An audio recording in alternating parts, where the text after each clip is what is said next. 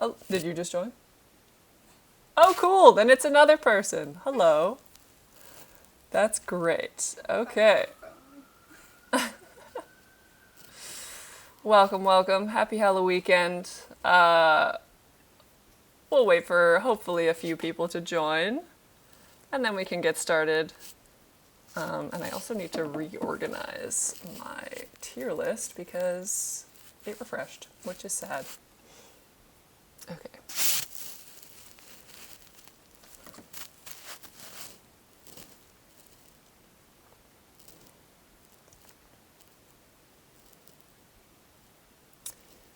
Obligatory Instagram post.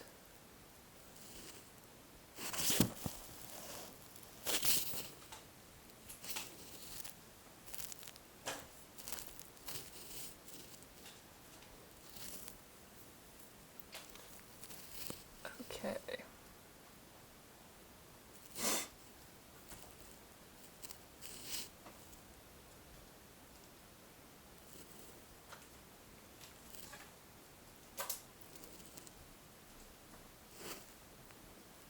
Hopefully. I'm aiming for 3 people. That's good enough for me. That's like a group of friends. And not embarrassing. Oh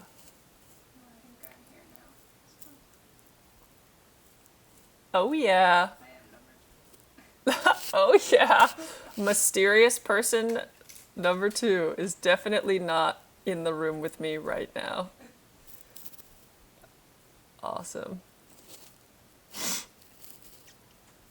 Can you type something in the chat so that I know that it works? Something mysterious, perhaps. Oh, and also check if you can hear me. That's also a thing. I'm just getting it. Okay.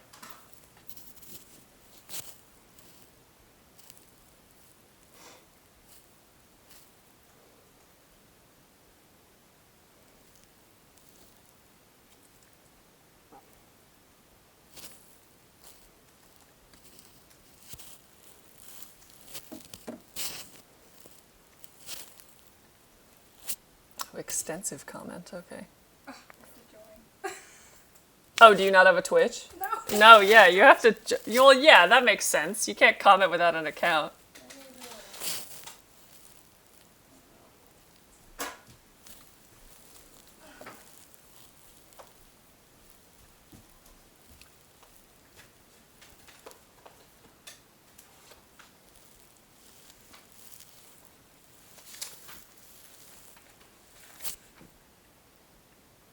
But yeah, today we will be ranking every horror movie I've ever seen in my life that I remember seeing, because I'm sure I missed some.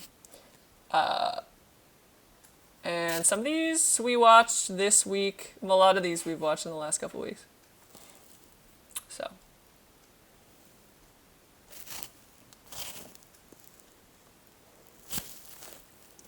Hopefully, this is fun.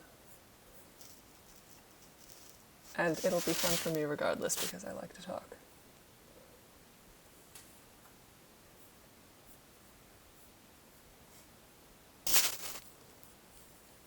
Are you making a Twitch account? Apparently I made one.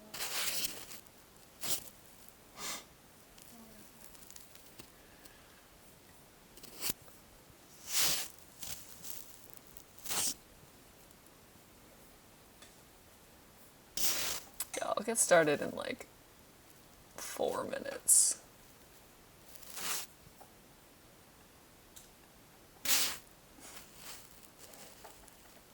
Great. Love that for us. Okay, I'm gonna put some music on for sure.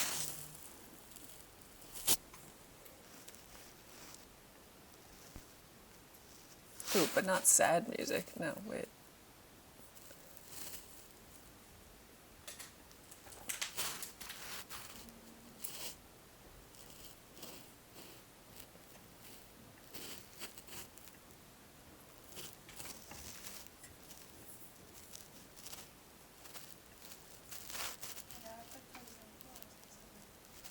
Can you hear me?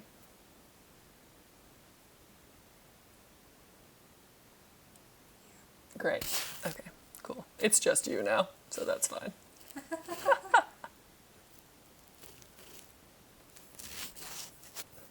we had 3-second feedback.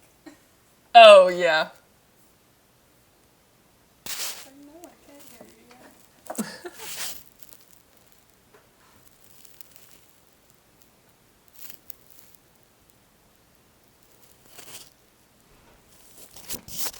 Oh, yay, another person. Hello! We're gonna get started in 2 minutes and 30 seconds.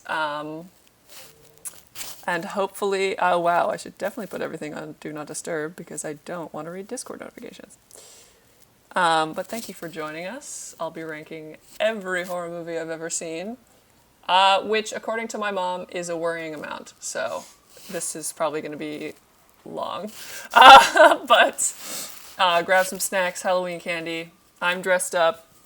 I kind of just look like a man who works in an office right now, but the glasses things are probably the biggest giveaway of me being a minor character in a movie I saw, the first horror movie that I've ever seen, when I was in the 7th grade, and it traumatized me, and now I am who I am today. So, positive? Potentially. But yeah, I'm reordering my tier list right now because it's refreshed, and that sucks. But I have not ranked any of these movies yet. It's just my thoughts off the cuff, because doing it beforehand is cheating, in my opinion. Okay. Jeez. I tried to pick the least triggering movie posters for each of them. Like, the Would You Rather one is originally an eyeball with a razor blade going into it. So I was like, okay, maybe not for this. So I picked a lamer one. But you know, that's okay.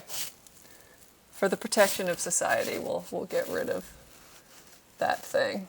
There it is. Okay, cool. But welcome, and thank you for coming.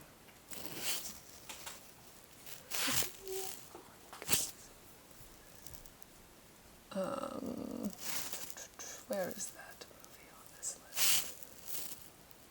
And also, this tier list is like on Tier Maker, so if anyone has also seen these movies and wants to rank them, it will be available. Okay, which poster is that? Okay, mysterious person, I have a task. Can you find... Oh no, I found it. Just kidding. I don't need you anymore. Great, it's time to leave. Time to leave. Goodbye. Okay. Great. All right. So we're 10 minutes in. We've got one person who isn't literally in the room with me right now, so we can get started. I'm going to... let's switch my screen. So if you are not familiar with a tier list, which if you aren't, hilarious. They're very fun. Basically, it's like this... It's a ranking system where you put different things in different categories depending on how good you find them. I was going to change the names of these to something funny, but I am uncreative and haven't figured them out yet. So we can figure them out right now. So S tier is the best, and then it like steadily gets worse, which is ironic because it goes from red to green, but the green tier is the worst one in this ranking system. So as you can see, 57 horror movies on this list. And if you are a horror fan and you're like, oh, I'm looking for recommendations and I don't really want spoilers, I'll be doing spoiler and spoiler-free reviews of these so that you can enjoy them on your own time. But little secret about me, I spoil movies for myself on purpose. So I would totally watch something like this if it had spoilers for stuff I wanted to see because, you know, life is short. Ruin movies for yourself. Or watch them. That might actually be better. But, you know, we all have different preferences, okay? But either way, I'm going to toggle these little spoiler alert, and if you see in the bottom left, spoiler alert and spoiler free tags. So if you want to mute for that certain amount of time, oh yay, a new person. If you want to mute for a certain amount of time because you don't want spoilers, this red spoiler alert button will be on. Which, of course, I used the Halloween font, ITC Gothic Serif or something, and it's cute. So yeah, we can, now that we have a few folks, we can get started. So, a little backstory about me. First of all, hello, my name is Christopher. I run a little art / content creation thing called cpikoart. I'm trans, I'm disabled, I love horror. I'm very opinionated and I talk a lot, which is why I made a Twitch channel.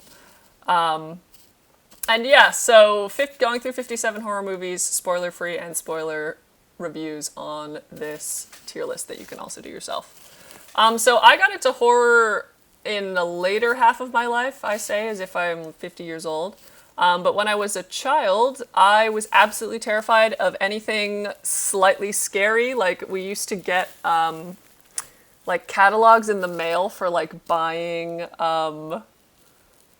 you would buy Halloween decorations and stuff off of these magazines. You'd order them online, and they were, really tacky. And I remember when I was, 7, there was one on our table, and there was a bloody skeleton on the front of one of them, and I was so scared of it that I ripped it in half and threw it in the recycling outside because I felt if I threw it inside, they were going to get mad at me and then come to life and try to kill me.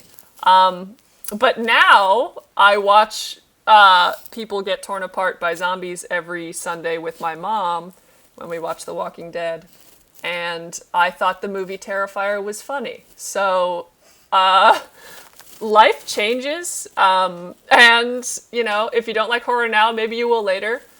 If you are in your formative years, I recommend watching a lot of horror so that your brain gets used to it, and then maybe you'll like it later, because that's what I did. I watched playthroughs of the first Walking Dead game when it came out in, 2012, and I never looked back.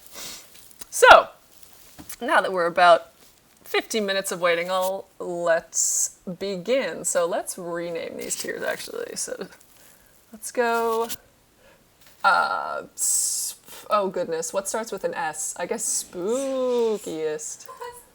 Spookiest. Spooktastic, yeah, it has a lot of O's. Okay. A will be, pretty good. B will be, just boo. With a little, a little awkward face, like the colon / C could be better. And then we'll just change the D tier to the worst. It's wow. This sure is a movie. Even though that doesn't start with an F or a D. That's the W tier. Yeah, so, okay. I'm going to start with, actually, my favorite, spoiler alert, my favorite horror movie.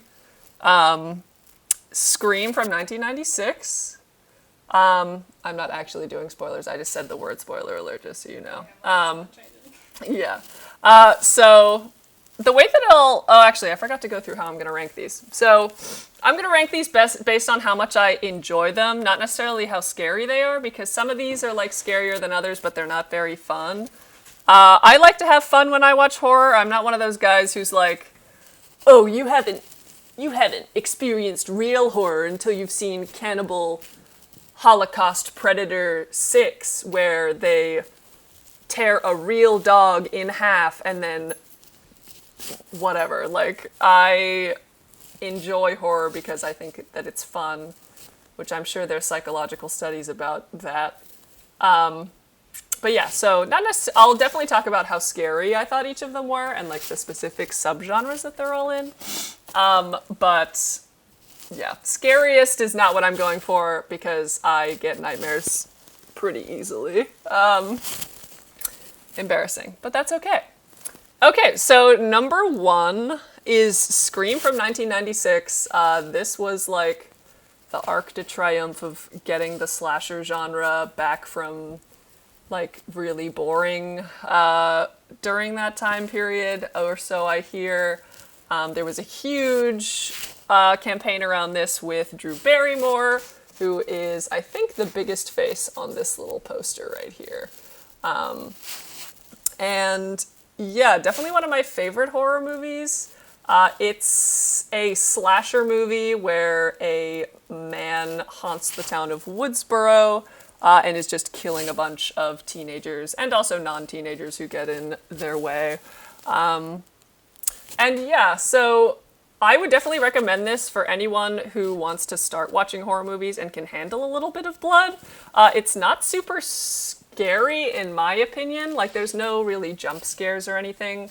But it also teeters the line of like funny scary, which we'll get into like Cabin in the Woods and stuff later, but it definitely takes a load off. So you don't like feel terrified the whole time, even though it is quite a long movie.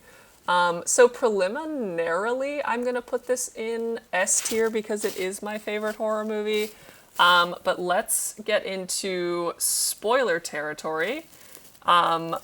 So cover your ears, friend. We're seeing this movie tonight for my friend's first time.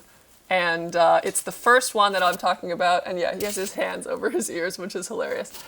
So this movie, I love it also because it's homoerotic. So not gonna lie, I think this movie was written by a gay guy, but the twist in the end, can you hear me?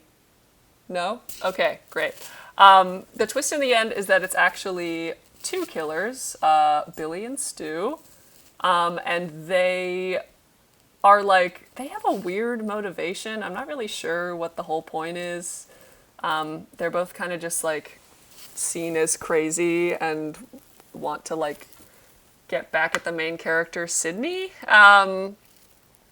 But there's like a really weird like gay vibe between them, which I'm super into. Like I have a sticker on my computer that I can't show because it's on the computer I'm using, that says bromance with their 2 faces on it. But yeah, like this movie's great because you like don't know who the killer is until the very end when it's revealed, and like not a lot of movies did more than 1 killer in that time period. So yeah, super creative. The kills are pretty fun. The characters are funny. Sidney Prescott is the most iconic final girl. Sorry, Laurie Strode.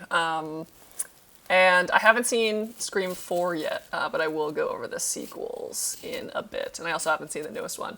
But yeah, definitely recommend Scream 1. Okay. Spoilers are finished. You're good. So Scream 2. Sequel to Scream 1, made in 1997. This one, honestly, is just as good as the first one. It's not as compelling in terms of, like, who the killers end up being. It takes place on a college campus after the events in Woodsboro. They, like, all go to arts and theater school, and, like, Ghostface murders start happening again, and then they start discussing the murders in class. Like, they have a film class, and someone was murdered on campus, like, in the beginning of the movie, and they start discussing the poor girl's murder in class about, like, ooh, did the movies, violent movies cause murders to happen? And, yeah, I would definitely... Like, these, I think the Scream movies you do need to watch in order to get, like, the necessary context for each of them, because there are, like, through storylines with each of them, like, certain characters survive throughout the movies. And actually, a character I didn't talk about from the first movies that are in the second is Dewey and... Oh, shoot, what's her name? The reporter character. Gail Weathers, yeah. Played by Courtney Cox, a.k.a. Rachel from Friends. Married to... Actually, she met her husband, who plays Dewey, on the set of this movie. So that's kind of cute. They have a meet cute in both movies. And they like fall in love in both movies, which is funny.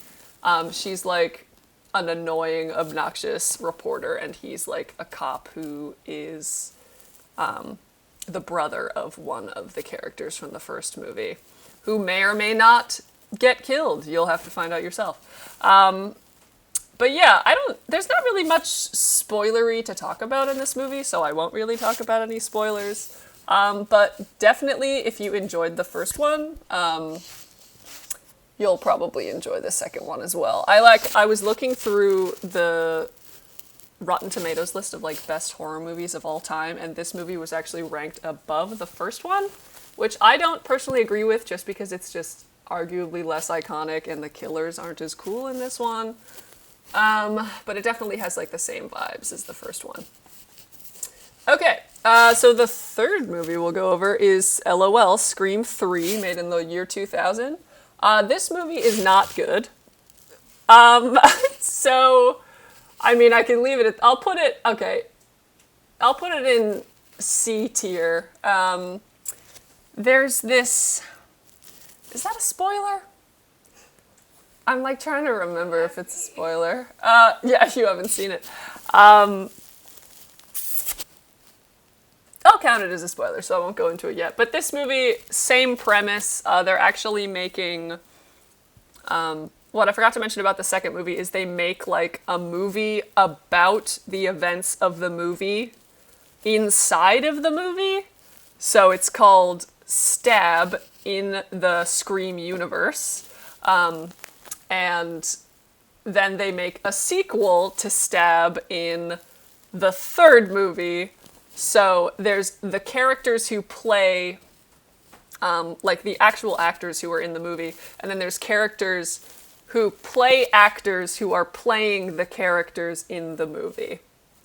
Does that make sense? Probably not. But it's very, well, it's on purpose, very meta. So they're, the victims in this movie are the people who are working on the movie. Why does the killer kill them? Well, a good thing you asked, because it's spoiler alert time. So, okay, another reason why this movie sucks. So, in the first movie, we learn that Sidney Prescott's mother, the main character, was killed in like a horrific, sexually assaulty way a year before the events of the first movie. We learn in the first movie that it was Billy who did those things, which is disgusting, holy shit. But not... what we learn in the third movie is that, well, it wasn't Billy's idea, it was actually Sidney's mom experienced like a Me Too thing in Hollywood while working on movies from a director. And the director wanted revenge so bad over like something that she did that he instructed Billy to kill and assault her. And also, this thing that I wasn't sure if it was a spoiler, but now for sure is definitely a spoiler. There's this like voice changing device in this movie, which I don't even think exists now, but definitely didn't exist in the year 2000. Which is, it can perfectly replicate anybody's voice. You just speak, like in the first two movies, there are like voice changing things that like, if you've seen the trailer for Scream, like the way that the killer talks is obviously not like a person. And when the killer is revealed in the first movie, they like reveal that it was a voice changer and whose voice it was and stuff. But in the third movie, it's just, you can change your voice into literally anything that you want. And that's like key to the plot in many ways. And yeah, this movie is not good. Courtney Cox is in it again. She's not good. The people who play the meta actors are not good. So yeah, if you like are a fan of the first two and you just want to like see the series out, I would watch the third one, because I heard that the fourth one is actually pretty good, which I haven't seen. So you probably need that for context for the fourth one. But yeah, I would definitely place Scream 3, not the worst I've ever seen because I love the series, but definitely could be better. Okay. Yes, I had that thing up. Yeah, way to ask now. Okay. So, we're through with the Scream franchise because I haven't seen the last two, meaning Scream 4 and then the reboot that came out. But we're getting into more gory territory with Hostel from 2005. So, if you haven't seen Hostel, it follows this group of, I think, Americans while they're in Germany, just like they're there living in a hostel because they're like backpacking or something like that, going through the country. I think they're trying to just get women, hot German women. And they sign up to live in this hostel for a couple nights, and these hot women, which obviously is their goal, so they follow them, invite them into a spa, and then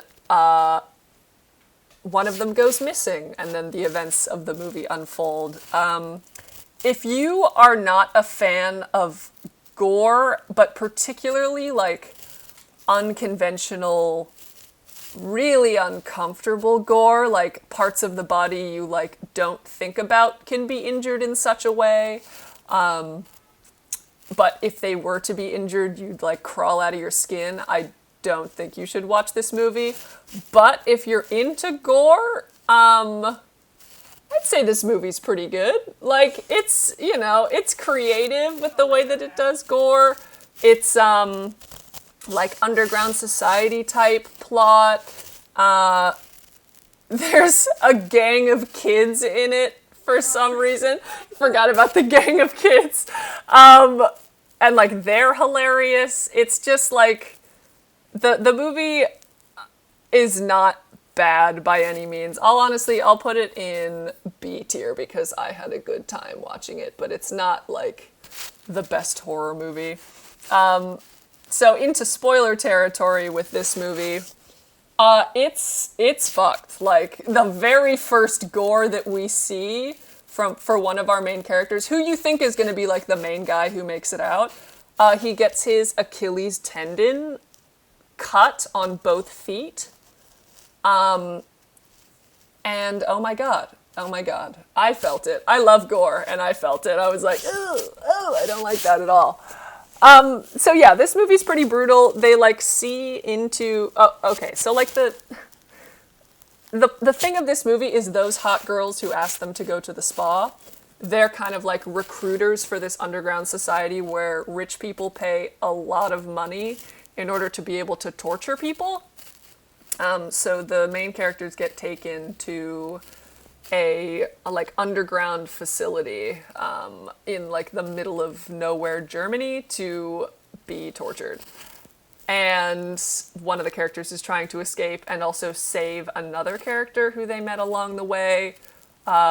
She like gets like blinded or some other messed up thing. But they do make it out, right? Like, those two characters do make it out in the end. So it's, I wouldn't call it uplifting, but at least there's an ending that you're like, thank fuck, like somebody got out of this horrific situation. And also, yeah, the gang of kids, like, they're just a gang of kids that mug people in Germany. And at a certain point, like, the main characters are being chased by, like, the underground people who are trying to torture them. And they bribe the gang of kids with, like, a huge bag of candy. And then the kids fucking murder these two guys. Like, brutally murder them. It's fantastic. And also, if you don't like cops, the cops are evil in this movie. They're paid off by the rich tortured people. So, you know, that's a benefit. So yeah, I would say Hostel is definitely B tier, definitely fun, and definitely recommend if you're into gory movies. If you're not, do not watch this movie. It'll make you sad. Okay, spoiler-free territory again. Speaking of gory movies that make you sad, let's go through the 6 Saw movies.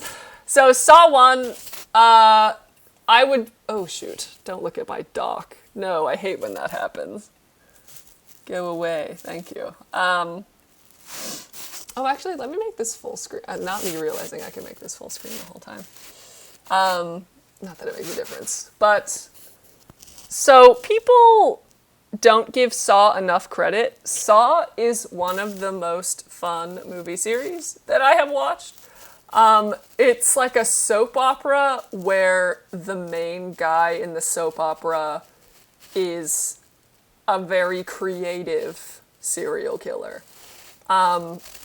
Like, there's so many plot lines, and like the main guy, Tobin Bell, is like such a good actor in this role. It's just so absurd. But the plot of the first movie is these two men, a doctor, oh shoot, what's his name? Like Franklin or something? I don't even remember. There's a blonde doctor, and then there's a guy played by Lee Winnell, whose name is Adam. And they find themselves locked up in a disgusting bathroom with their legs chained to like opposite sides, and there's a dead body in the middle of the room that has a tape, and the tape says, "Your task is..." Can you look up what the other guy's name is? Gordon. Lawrence! Ah, shit, okay. Dr. Lawrence Gordon. I'm Lawrence Gordon, I'm a doctor. Yeah, how could I forget? So, Lawrence Gordon, rich doctor, has like a wife and a child, but doesn't really treat them well because he's always at the office. He's also potentially cheating on his wife, as we see. Adam is a photographer who we learn through Adam that this man is potentially cheating on his wife. Like, he was paid to take pictures, like a private investigator type. And the tape from the guy on the ground who has supposedly shot himself. Shot himself? Yeah, his blood's all over the floor. I was like, maybe he poisoned himself. I don't remember. Yeah, he shot himself. He says, basically, you have until like 6 p.m. They have like 8 hours to figure out a way to get out. You have until 6 p.m. to kill Adam, or else your daughter and wife will never see the light of day again, or whatever. And yeah, the movie is like them trying to escape, and then we also follow two cops who are trying to catch whoever the killer is. Like, it's a mystery who the Jigsaw killer is, and he's done like traps before. Like, this isn't a spoiler because it's like in the beginning of the movie, but if you have mental health issues and you watch this movie, it's triggering at some points in like this whole series, but he's just kind of mean to mentally ill people for a lot of the times. He's like, there's this one character who self-harms one of the victims, and Jigsaw's like, "Oh, you have a sad little life where you self-harm? Well, I've trapped you in a maze of razor wire, so now you have to go through this razor wire or else you're gonna die in here because the door's gonna lock in like 2 minutes." Which, like, dick move, dude. Not cool. So yeah, he's a little bitter. Like, his whole thing is he's trying to, what's it called? Like, rehabilitate bad people by putting them, like, making them value their lives again by putting them through these horrific traps. But as you'll see with the rest of these movies, it's not the most righteous thing you could do. But spoilers for this movie, it turns out that the guy who was dead in the middle of the floor in the main bathroom is not dead at all. He was faking it, which you learn in a later movie how he was able to do that for 8 hours, but whatever. And it's actually the killer himself, Jigsaw, played by Tobin Bell, who is an old man who's actually a cancer patient. You can see his face in the Saw 5 poster. Which I think is that the autopsy one? No, that's 4. So yeah, this movie, I think it's good. People don't give Saw enough credit. It's like they just call it torture porn and then like kind of write it off. But this movie series is like really fun, and has a really intricate plot actually. And it like, yeah, it feels like a soap opera. And each movie I think is like an hour and a half. So if you ever like have a weekend, honestly, it's very fun to binge these. Like we got to like number 5 and then we're like, okay, we need to watch the next one. And then they like moved it to 4 different streaming services and then we finally found it on Peacock. So yeah, definitely watch this movie. It's fun. Not if you, yeah, okay. Even though I said it's not torture porn, don't watch it if you don't like gore. You'll be sad. As I said. You'll be very sad. Oh, and my ranking for it. I'll put it in A tier. This movie's fucking great. We went to Halloween Horror Nights, and at one point we got into a conversation with one of the actors, like, taking us through an accessible entrance, and she's like, you know, I really can't handle how the movie posters are just cut off body parts, and I'm like, oh, but that's the best part. But yeah. Okay, Saw 2. Is that teeth? Oh no, it's 2 severed fingers. How could I think that? So, Saw 2, I honestly think this movie is probably either the best or tied with the first one. Basically, oh, well, how do I do this? Because a spoiler for this movie is a spoiler for the first one, because it's a series. Okay, I'm going to put the spoiler alert warning for the rest of the Saw series because it's all together. And you can't really watch one by itself because if you do, it'll just be confusing. I guess you could watch it for the gore, but then it's not really fun. So I'm going to put the spoiler warning for the entire Saw franchise because once you know the ending of the first one, like, if you don't know the ending of the first one, then you can't really know any of the stuff about the others. So, Saw 2, we now know that Jigsaw is an old fucking man, and he hates the cops, which makes sense, but also, dude, you're a serial killer, so it's not like you're much better. And how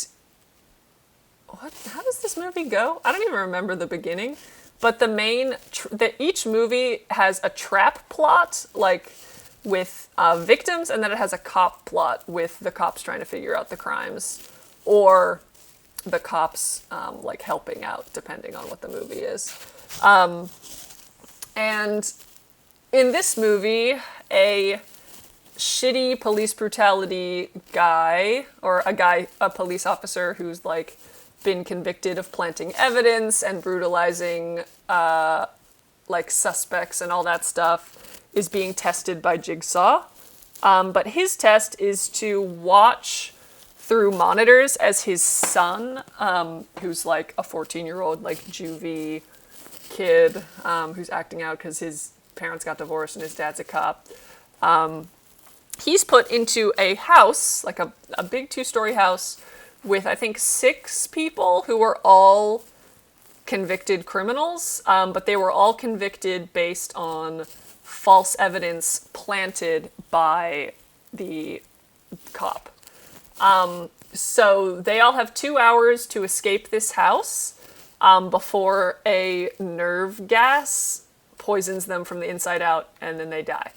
According to Jigsaw, he goes, oh yes, well, there will be blood, and then he almost gets the shit beaten out of him by the cop because he's being a dick. But that's okay. Also, wow. I have gone through 5 movies in 30 minutes, so I'm going to try to talk faster. But in the second movie, if you're into horror and you like don't like to watch these movies, but you kind of like to know about them, I recommend Dead Meat, which is like a YouTube channel that's all about horror. They do kill counts of movies, and then they also do podcasts that talk strictly about movies. So like this, but for an hour and a half at a time. And he calls the second one Nerve Gas House Party because oh yay, we have a new person. Hello, welcome. We are on Saw 2 at the moment. Spoiler territory because all of these movies rely on each other. Hello. And yeah, so this movie, again, lots of gore, but also very fun. The worst, if you don't like needles, like you really hate needles, I wouldn't watch this movie, because at one point, one of the people in the trap has to, oh yay, a fourth person also, welcome. A person says you have to find a syringe with like a key on the end, except it's a pit of syringes. So you like have to get on like your hands and knees and like it's like a needle in a haystack type situation.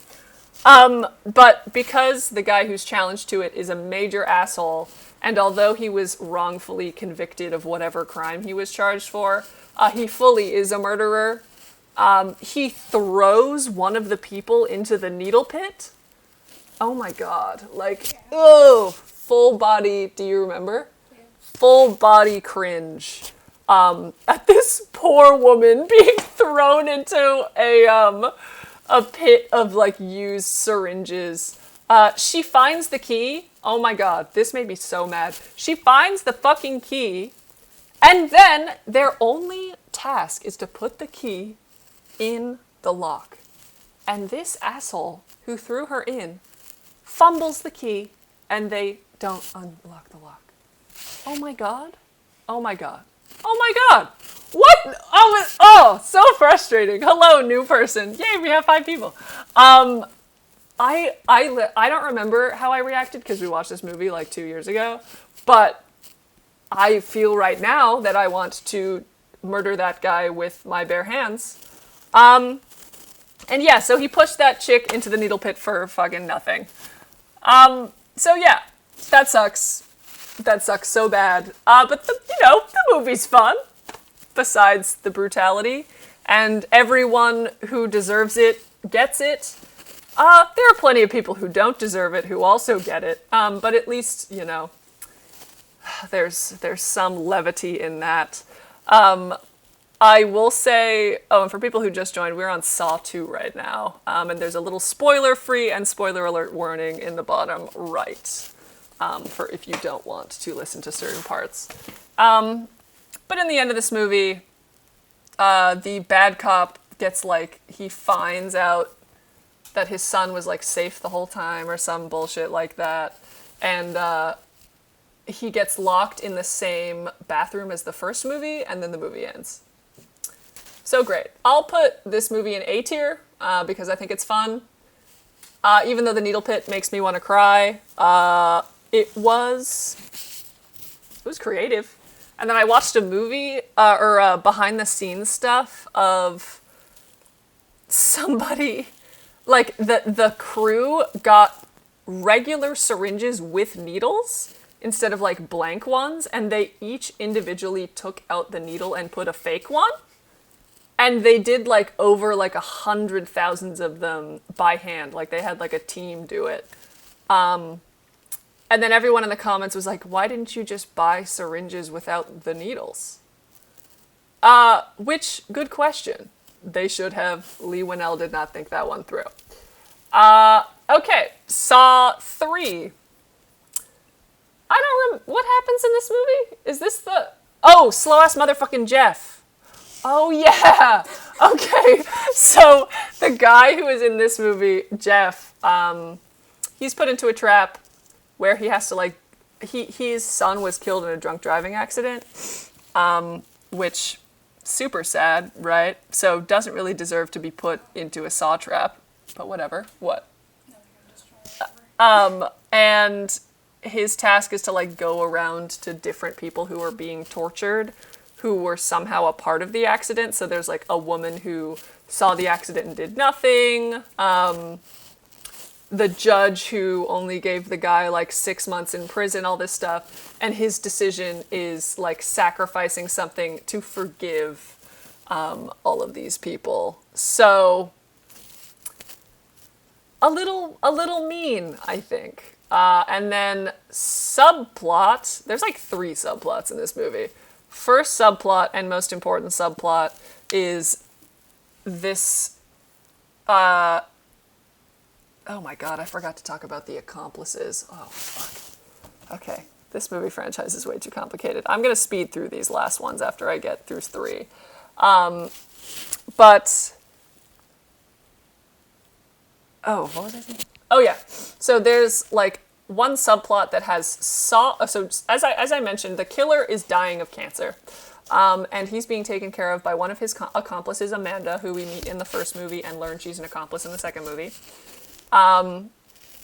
And they have captured who we find out is Jeff's wife, who's also depressed because, you know, her son got hit by a drunk driver.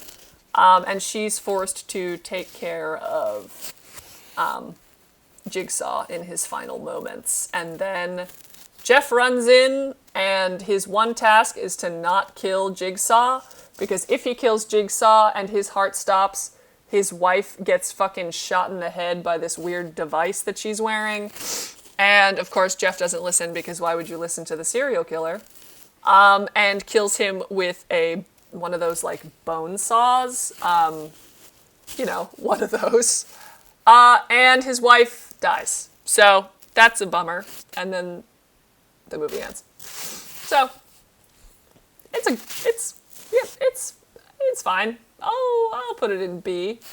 Saw 4, genuinely do not remember what happened in this movie. I'm already gonna put it in C tier because I don't fucking remember what happens because it was boring, I'm pretty sure. Like, the traps are always fun. Is this the one where, like, do you remember if this is the one where the guy had to, like, saw into his arm and then it was all flappy? Do you remember that? I'm trying to remember. Like, which one? There's one where, like, people have buckets on their heads and they have to, like, go through this thing because they're all part of, like, covering up some bad thing that happened. Yeah. I'm not even going to go into spoilers for this movie because I don't remember. So, Saw 4 is forgettable. Definitely could be better. Is this the ice one? He starts on a box? No, that's the third one. Third one is the ice one. Fifth one, also, we watched it pretty recently. Also do not remember what happens in this movie. So I'll put it was forgettable. But forgettable for me doesn't mean bad. Like, if you have a good time during it, I remember we had a good time during it. But Saw 6, so we watched that recently when we realized that all of the movies were on Peacock. Saw 6, I fucking love this one. You know why? You know why I love this one? Because Saw is based as fuck in this one. He hates corrupt United States healthcare insurance companies.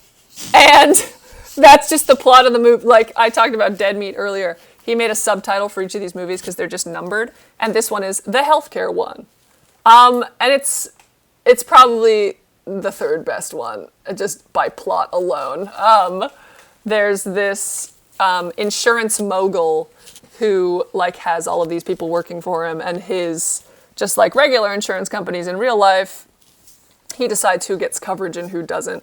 And he had a run-in with Jigsaw because he's a cancer patient, and he denies Jigsaw coverage. But you know what's funny is during this part in the movie, we learn that Jigsaw could pay for the cancer treatment. He just chooses not to. He's like, oh, it's not about the money. It's about principle. And I'm like, yeah, but you could also not have cancer if you pay for it yourself. Whatever. It's okay. He's not the most logical man. But yeah, he puts this insurance mogul into a series of traps where he has to basically apply his, his insurance policy in real life. So it's like, this woman is old but has people who love her, and this is a young man who doesn't have any fucking friends. Which one are you gonna murder? Or it's usually like, which one are you gonna prevent from dying, and then the other one is killed. Brief spoiler, and then we'll move on from Saw. The best part of this, and the most iconic thing from this movie, is the shotgun carousel. he has his 6 coworkers who help him like fuck over disabled people in insurance. And he has to decide only for 2 of them to live. And it's just like the 6 people, the way that I'm talking about it makes it sound fun, but it's like, these 6 people are begging for their lives on this carousel. But like one of them lies about being pregnant and then they all like gang up on her because they want to live. Like it's just the most petty, I hate people who are insurance stuff and you feel good. Because screw people in healthcare. Or not in healthcare. Oops, not in healthcare. No, I love most people in healthcare. There are some not so good healthcare people, but people in insurance who, who fucking fuck people over because they can. So yeah, Saw 6, pretty good one. A tier as in enjoyment, not A tier as in quality, because the acting is not very good. The effects are great. There's a subplot that we've been building up to in the last 2 movies where one of the cops is working for Jigsaw and then they like find out that he's working for Jigsaw and he like turns into this whole, he like fucking burns down a whole police precinct. What's his name? Shit. Oh my god. No, Strom is the good guy. What's his name? Yes, Mark Hoffman. Good one. Yeah, Mark Hoffman. If you watch the TikToker, I think her name is Jiggy Saw Girl, or Jiggy Saw Girl. She loves Mark Hoffman, and it's hilarious. But yeah. Okay. So, sorry, just moving my stuff around.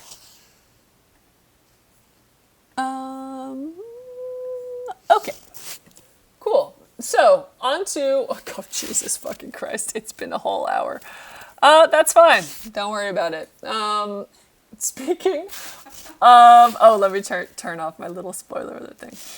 Final Destination. I'm pretty sure I have seen more than just the first Final Destination. I could not tell you which ones I've seen because I, caught them on television one time. And I simply do not remember. So, I'll talk about the first one. So, there's this paranoid guy named Alex who's in high school. He, overthinks everything, and he has this vision while he's going on a plane with his class to Paris, where basically the plane malfunctions and burns in a fiery wreck where every single person dies. But we see that it's a vision, and then he's like, oh, I don't think I want to go on this plane anymore. But instead of, in the Dead Me video, they're like, in a very calmly fashion, he yells, the plane's gonna fucking explode! So he gets escorted from the plane by police officers, along with a few other characters who will become the main characters in the movie. And then it turns out he was right, and the plane does explode. And that's the plot of the movie is death is now coming for each of these survivors one by one, and killing them in themed ways.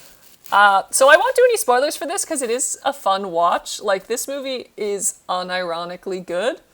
The characters are fairly likable, except there's of course a bully character.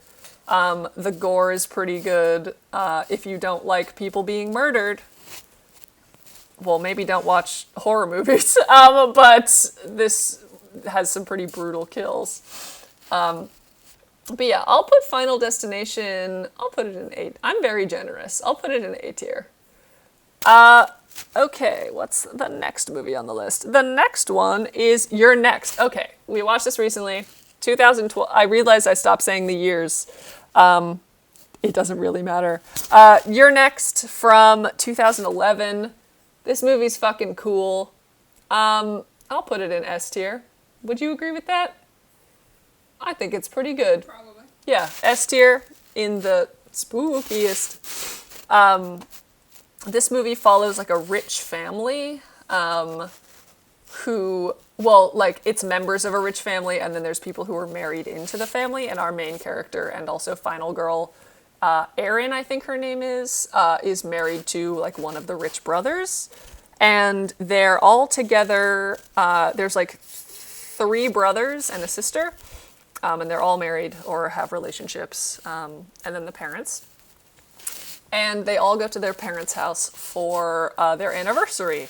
And then during the anniversary, some things go awry, and they begin to be hunted by some by people. And, you know, you don't know who they are originally. But then, actually, I'll get into spoilers in a second. I definitely recommend this movie. Good twists, funny, like very dark black comedy, like a guy gets shot with an arrow and they're trying to figure out like who's the fastest person who can run out to the car to get help. And he goes, I'm the fastest, but I have a fucking arrow in my back.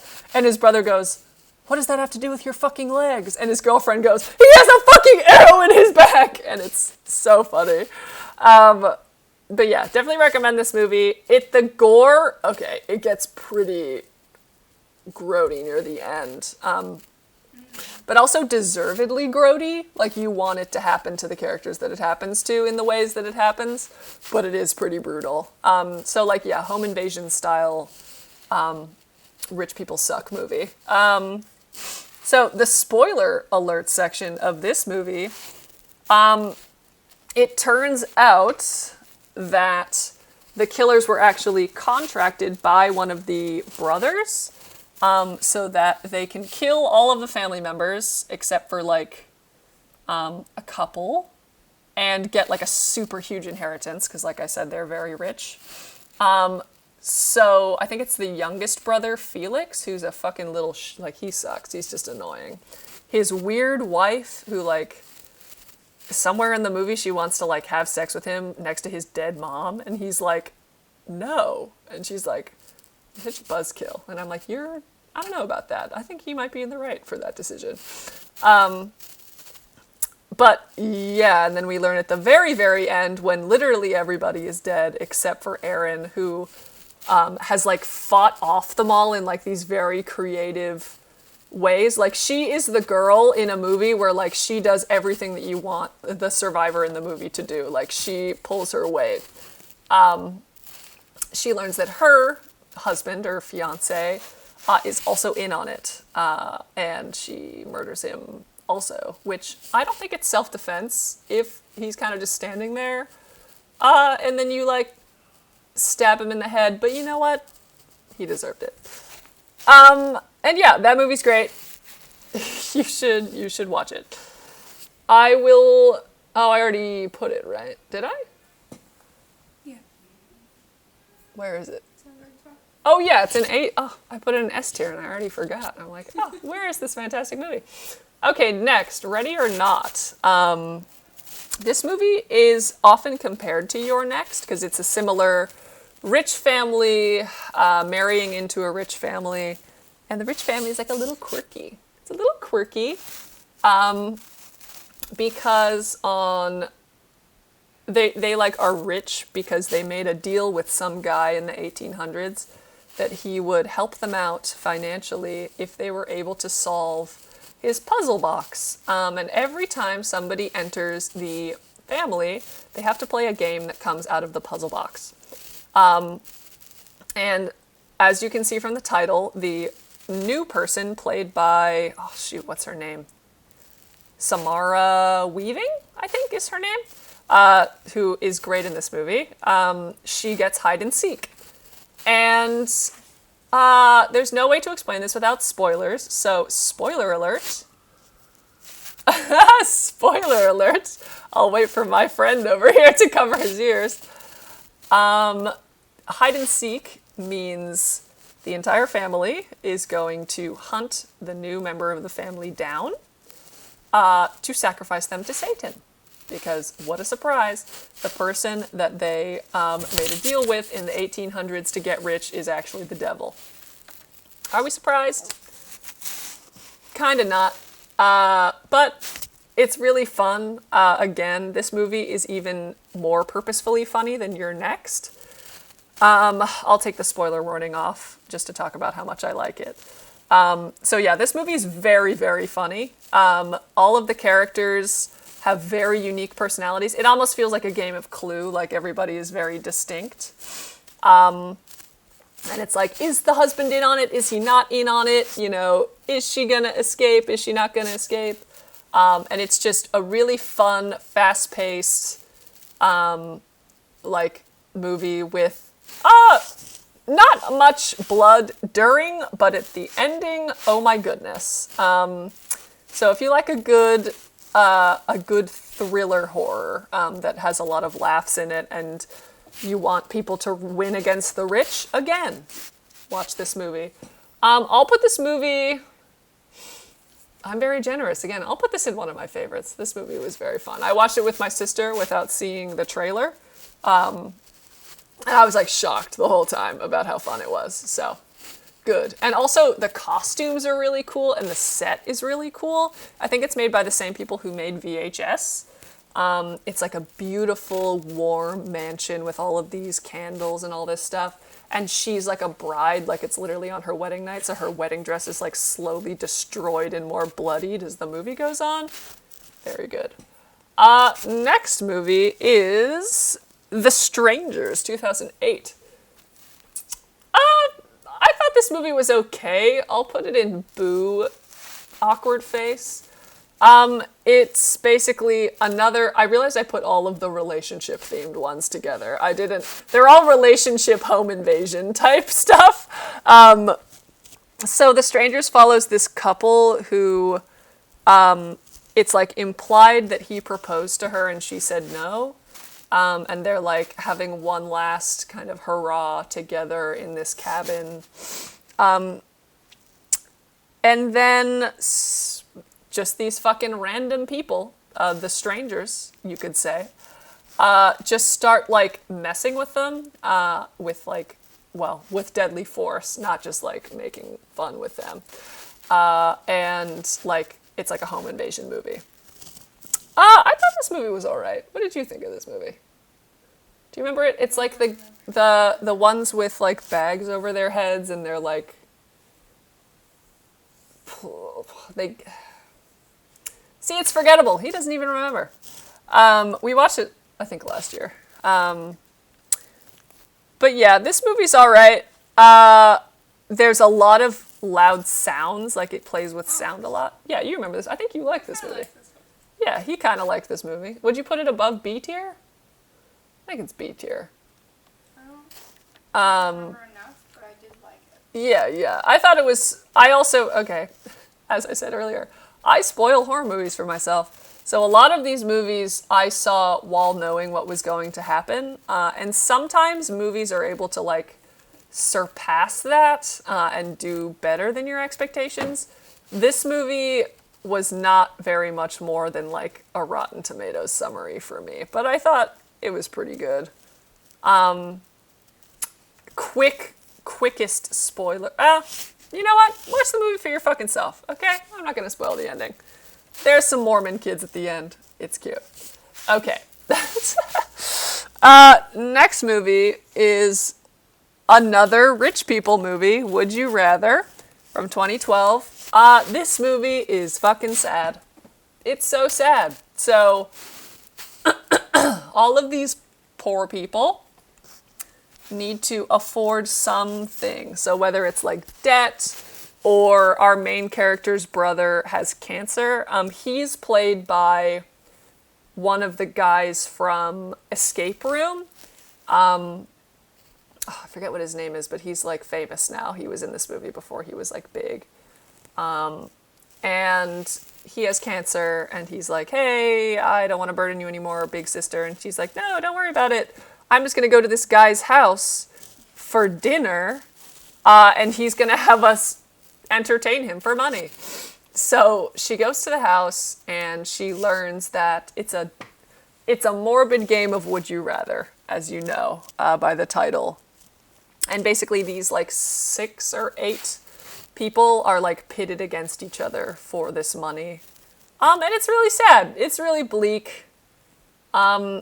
Spoiler alert, so I can talk about how fucking bleak it is. Like, there's several things that are fucked up. Like, one of the rich guy's son attempts to assault her, which the dad disapproves of. He's like, I'm so sorry about my son. He's a bit of an animal. And I'm like, yeah, okay. I wonder who raised him, but whatever. And yeah, like, there's a veteran character that he, like, targets at a certain point, just, like, beats the shit out of him with, like, a cane, until he dies. There's an alcoholic who he, like, pressures into drinking, and then he's the first guy to die because he doesn't want to participate. He just gets fucking shot. And then near the end, when we get to just the main character and one guy left, he's like pleading to her. He's like, he gives them the option, like, you can both leave and not get the money, or one of you can kill the other and get the money. And he's like pleading with her. He's like, I have sisters, all this stuff. In the middle of his pleading, she shoots him in the head. Just, oh my God, shoots him in the head. So she leaves. She gets the money. She goes home and goes into her brother's room, where she finds that he has killed himself because he feels like too much of a burden financially. So shit, yeah, this movie's fucking sad. Don't watch it if you want to be sad, or if you don't want to be sad. Spoiler-free final words on Would You Rather. Do not watch this movie if you don't want to be sad. I'll put it in... Okay. With all that I just said, very emotionally taxing. Not the best made movie. It does feel like a student film to me. Like, I don't know if it's the way it's shot, or like, sometimes in student films, like, the sound effects are always louder than the voices, or like, it doesn't feel as like crisp as a big movie. So it's not great. I'll put it in B tier. It was definitely devastating. So, I didn't enjoy it, but I enjoyed it, you know. Okay. Tissue break. My nose is running. Don't want to slob everywhere. But yeah, so how fucking far are we through the list? Not far enough. Okay, we're on, it's been an hour since I started talking about the actual movies. We've gone through 12 of the 57. Every time I say, let's go a little faster, I just don't. Thanks to the one other guy who's not my roommate that's here that's still listening. I don't know if you're a guy, but you know what I mean. Thanks for sticking around. Okay, so next movie is The Purge. We watched this the other day. I love Ethan Hawke. My fave guy. Gattaca. Favorite non-horror movie. Dead Poet Society. Such a good movie. The Black Phone, which I'll talk about later. Sucks that he's a pedophile, but a good movie. The Purge. I thought this movie was pretty good. I'll put it in B. Because it was fun, but it was also the most fun thing about this whole series, which I haven't seen all of the movies, but I have watched stuff about all of the movies, so I know exactly what happened. It's a lot of social commentary around how conservatives are using the Purge, which is like a 12-hour period of all illegal activity is legal, including murder. They're just using it to eradicate poor people and black people. And in the most recent movie, it's like specifically about undocumented immigration. So these movies have a lot of really poignant social commentary that's like very obvious, but I do think sometimes we need things that are very obvious that's like, this is the result of these attitudes. This first movie doesn't have as much of that. It's like rich people take in a homeless guy because their son is a dumbass. Like, a homeless guy's running down their street asking for help, and he's like, oh, you know what I'll do when faced with 7 people who want to kill this guy and could potentially kill me and my family? I'll open the door. It's like, I get it, he's supposed to be sympathetic, but also terrible move. And yeah, they like end up fighting these rich guys. They have like an emotional moment where they realize they shouldn't sacrifice the homeless man, and then like the rest of the movie is fighting these rich guys. There's like weird jump scares in this. I didn't think this movie was particularly scary. It's again another home invasion movie mostly. But I would watch it so that you could watch the other movies because the social commentary is really poignant. And I love Ethan Hawke. Oh, and also, what's her name from Game of Thrones? What's her character's name? Cersei is in this movie. She's cool. She has a little cool scene at the end. And yeah, I recommend this movie. It's like starter horror for sure. If you don't like masks that are like the one in the movie poster, then maybe it might not be for you because there's masks through the whole series. But it was pretty good. Okay, next one is... Yes! Okay! Next one. Texas Chainsaw Massacre from 1974. This movie is so fucking good. S tier for sure. Like, just... You know there's this idea that like, oh, all classic horror movies are like so good and they're like the classics for a reason. And we'll get to a couple classics that I hate with my entire being. But this, in terms of like holding up over time, I'm not going to do any spoilers for this movie because I really think you need to watch it, like 100% recommend. There's not even that much blood in it. There's some disturbing imagery in terms of like the environment that they get themselves into, but there's not a lot of blood. I would say like this is still one of the best horror movies of all time. And you should watch it. And also there's like disabled representation in this movie, which is very funny to me. Like it's very realistic disability representation. One of the characters, named Franklin, new person, talking about Texas Chainsaw Massacre from 1974. The disabled character in this movie, I vibe with him so much. Like, people think he's annoying. I think he's one of the most realistic portrayals of being a disabled person, especially in the 70s. They like have a shitty van where he gets this shitty ramp where he goes out. He's a wheelchair user. They go into this house in the middle of Texas that is not wheelchair accessible and just fully exclude him from all the fun that they're having. He gets like bullied by a hitchhiker that they bring in and he can't really do anything about it. I love Franklin. He's great. And yeah, I recommend this movie. It's more like stomach drop unsettling than it is outright scary. Like there's maybe 2 jump scares in it.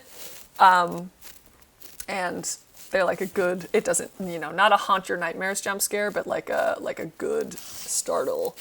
And yeah, the kills in this movie make you sad because they're pretty brutal, but not like bloody, just like, damn, that's how you would treat a literal animal. But yeah, definitely watch this movie. Super cool. Not gonna do spoilers because good movie. Texas Chainsaw Massacre 2, I'll put this in A tier, although I did really like it. This movie's super fun. As you can see, the poster is mocking The Breakfast Club, like with all of the members of the Texas Chainsaw family, like the Leatherface family. And it follows a very attractive radio show host named like Sport or something that a gay person would be named. She's not gay in the movie, but she could be. She could be.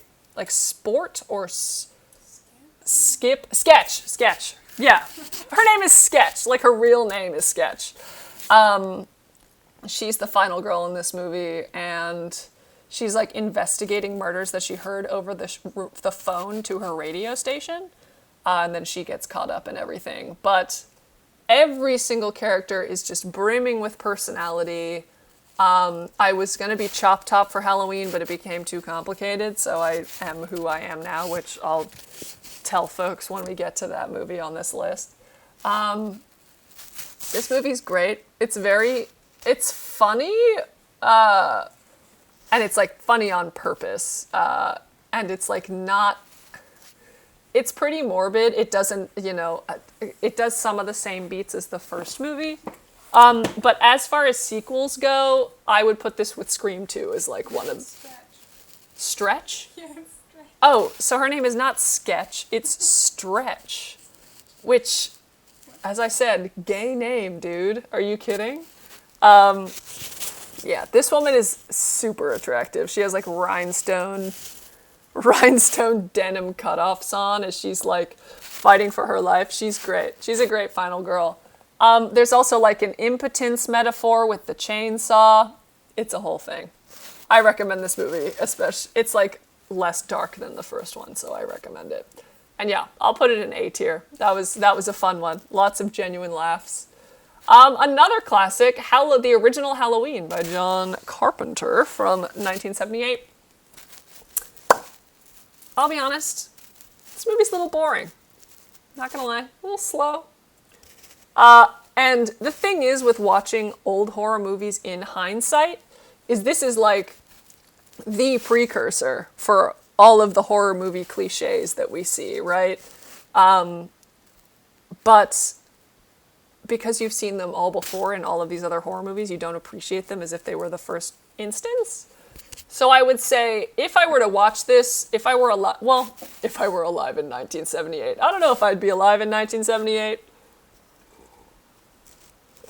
But hypothetically, if I was watching this for the first time and hadn't watched a lot of movies, this movie would definitely be spooky. They had a maze for this at Halloween Horror Nights, and it was very fun.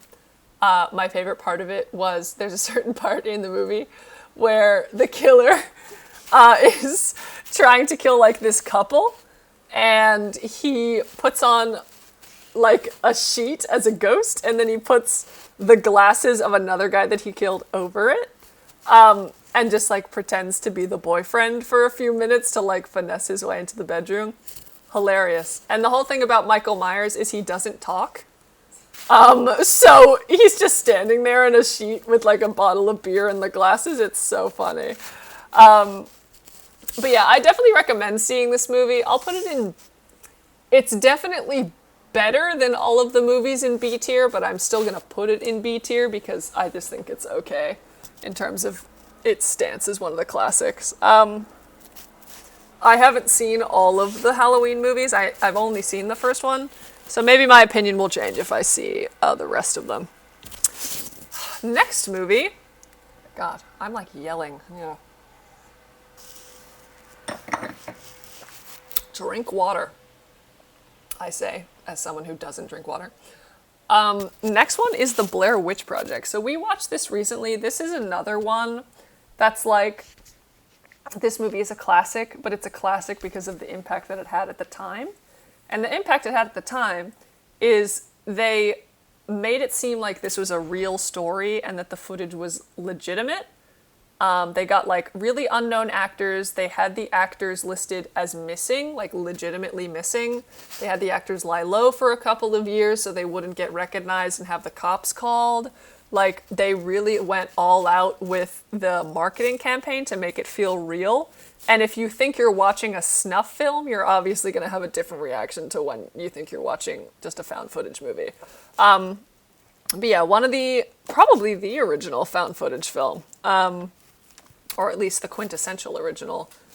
It's a little slow.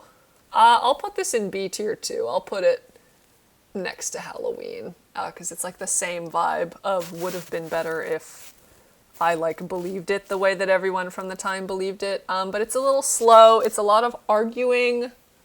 The last like 15 minutes where they figure out the whole Blair Witch stuff and shit starts hitting the fan. That's scary, but it's more of like a drama for most of the time. So it's all right. You liked it though. I mean, it's not in my top favorites. Okay, not in his top favorites. There are sequels that look scarier. I like it more in the context of the other ones. Okay, cool. I don't even know if you can hear him, but he said he likes it in the context of the other ones. Okay. Next movie.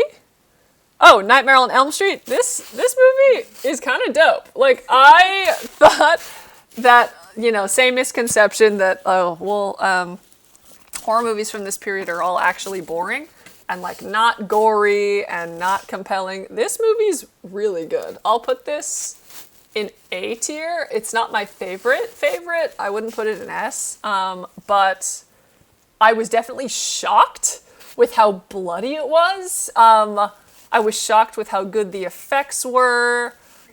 Very creative kills. Yeah, Johnny Depp young is in it. I know he sucks now, but he was hot as a 21-year-old.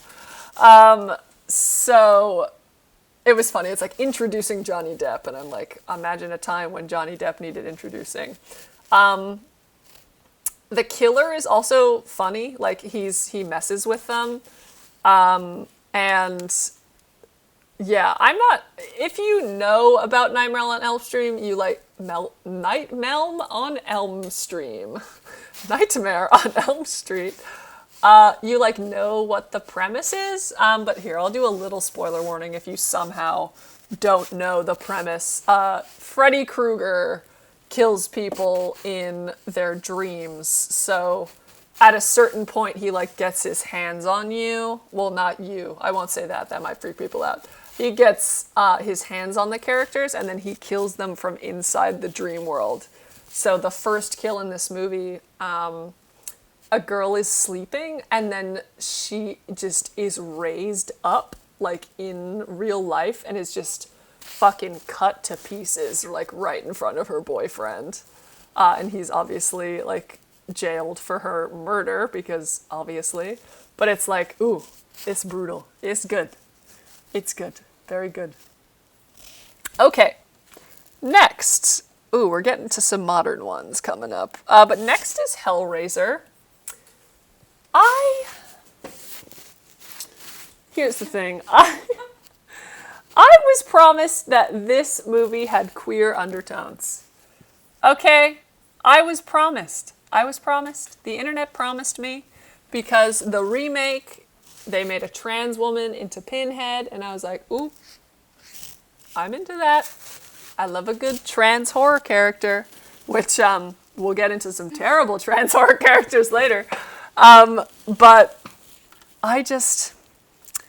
this movie didn't do it for me. I thought, like, the effects in this movie, like, it's 1987, so they're all practical effects.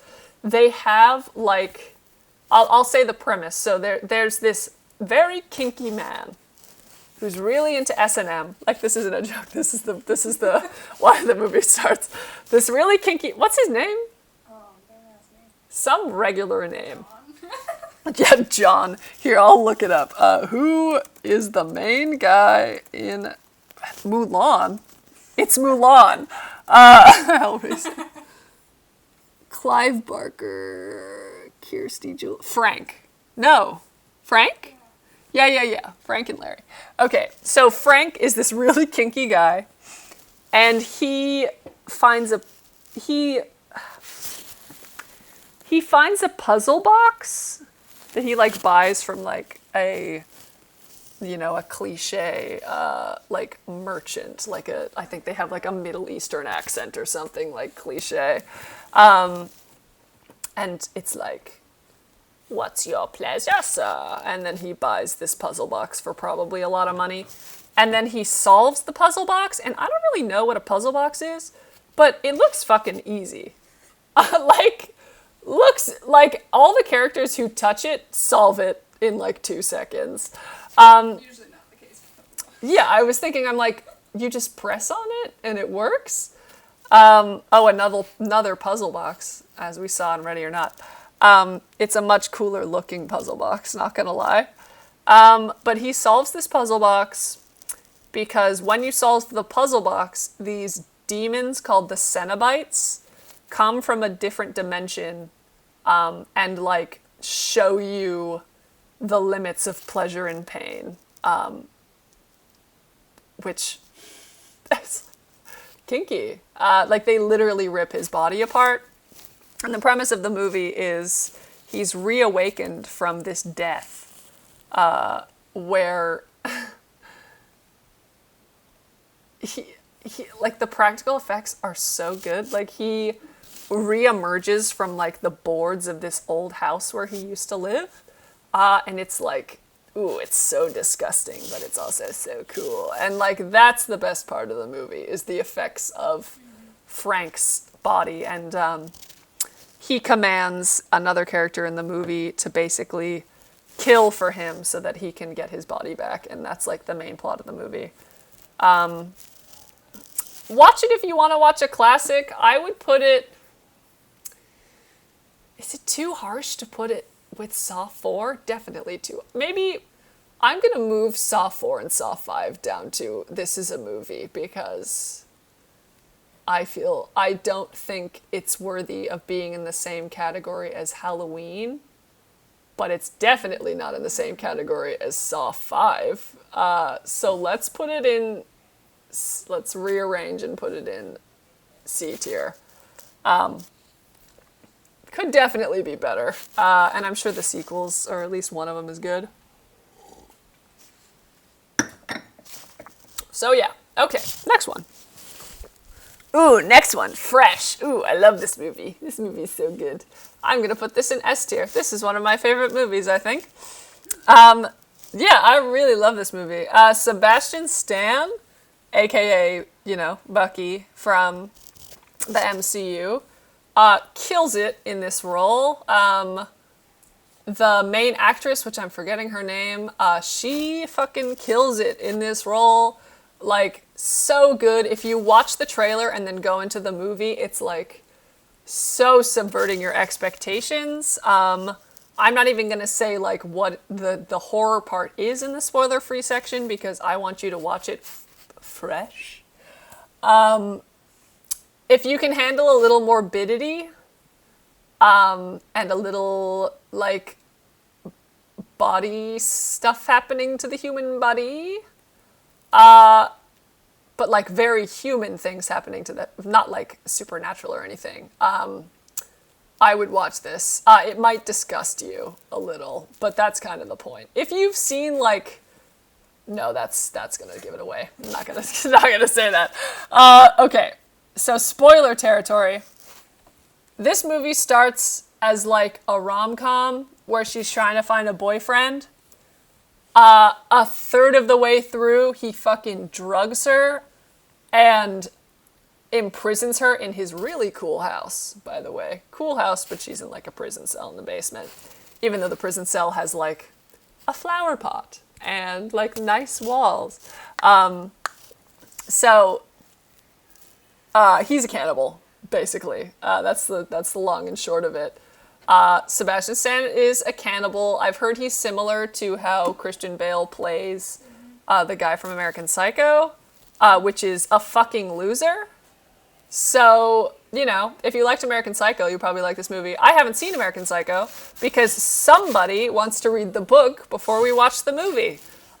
Even though I've seen like 10 to 15 girls on my TikTok For You page dressed up as Patrick Bateman, I'm like, damn. So, read the book. Put it on your to-do list. But yeah, this movie's great. I love how in the ending of this movie, so if you want to hear the premise but don't want to hear the ending, stop listening now. But the ending of this movie is the girls save themselves, basically. So she's not the only one who's been forced into this cannibal hellscape. Her best friend figures out that she's gone missing. It's a bit of the black best friend trope, which is a little annoying, but they like all make it out together, the surviving girls, and they just fucking kill him in like a really good action scene. And then at the end of the movie, his wife comes home, and you're like, oh, he has a wife who's not only his wife, but in on it. She's like, oh. Because at one point, the best friend, like, stalks him on Facebook and finds that he has a family, and she goes to the family's house, and the family's like, oh, I'm so sorry, I've never heard of your friend, whatever. And then we learn that she's in on it. And she just goes ham on this white woman's face, and she's like, you are part of the problem, and all this stuff, and it's so good. So non-spoiler to say how much I love this movie again. This movie's really good. I really recommend it. But yeah, if you're not a horror person or a gore person, like my best friend back home, watch this because she loves Sebastian Stan and movies. Made her sick. So, viewer discretion is advised, but viewer viewing is advised.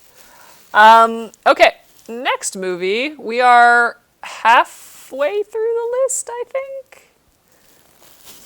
Approximately halfway through. My goodness, my throat. You're the only one in this stream right now, so it doesn't really, we're just having conversation at this point. But for people watching on YouTube afterwards, hey, I got 100 views on my Minecraft Let's Play, so hopefully people watch this one. Number 24 on the list is The Conjuring from 2013. I won't spoil this one because you've only seen the first half. This movie's boring. I'm sorry. I rewatched the funny story. We were watching a series of movies because I'm writing an article about like trans representation in horror. And one of the movies that's on this list has some several of the movies. Actually, there's 4 of them. But one of the movies on this list, Insidious 2, has some of that. And I was like, oh, well, if we're going to understand Insidious 2, we need to watch the first one because it's like a plot. And then for some reason, instead of watching Insidious 1, I had us sit through an hour of The Conjuring. Because, well, okay, Patrick Wilson is in both of them. Both of them are directed / written by James Wan, and again, Lee fucking Whannell. So I was like, oh, and then thinking halfway through the movie, I was like, how is this going to help me understand the second one? And then I go, wait, I haven't even seen Conjuring 2. And then that's when I realized we were watching the wrong movie. This movie, I'm not a supernatural horror fan. I get scared of ghosts very easily because I believe in them in real life. So don't flame me for being afraid of ghosts, please. But I am. They're very scary demons. This movie's just really slow. Ed and Lorraine Warren are fucking charlatans. They're not even like legitimate. Apparently, Ed Warren's a pedophile. I learned on TikTok the other day. That's a bummer. Sorry about that, Patrick Wilson. Yeah, this movie has good jump scares if you've never seen it before, but they're also the most telegraphed jump scares I've ever seen in a movie ever. Like, it will go completely silent, and you're like, I wonder if something's gonna pop out from that dark place that they're slowly zooming in on. So yeah, I think this movie is boring. It has a dumb resolution. And Ed and Lorraine Warren sucks, so I'm going to put it with Hellraiser on the C tier. It could be worse, so I won't put it all the way at the bottom. Next one is Insidious. Okay, so this is where my costume is from. I'm a minor character in the 2010 supernatural horror hit Insidious. The self-insert character Specs, played by fucking Lee Whannell. If you couldn't tell, I watch a lot of Lee Whannell movies. He's Australian, so could be part of it psychologically because I am Australian. But Insidious, I thought this movie was pretty good. I didn't have a lot of hopes for it because I didn't like The Conjuring. I think this movie is definitely better than The Conjuring. They are often compared to each other because they're fairly similar. There's mediums in both of them. There's a paranormal investigation team in both of them. There's a demon / main ghost in both of them. There's children getting haunted in both of them. They're both very similar movies. But I think this movie's better. I'll put the first Insidious in A tier. I did really enjoy it. I'm not a ghost guy though. I'm really scared of the woman in that movie. I'm like, please don't jump at the screen. I don't want to cry. But it follows this family, this very sweet husband and wife. They have 3 kids, but at a certain point of the movie, they might as well not have 3 kids. They have like a baby girl, a younger kid, and then a slightly older kid than, so it's like maybe they're like 7 and 8 years old. But at a certain point in the movie, it's just the 8-year-old Dalton that we're focusing on, and the other kids just fucking disappear. Like, we do not see them for a whole hour in the movie.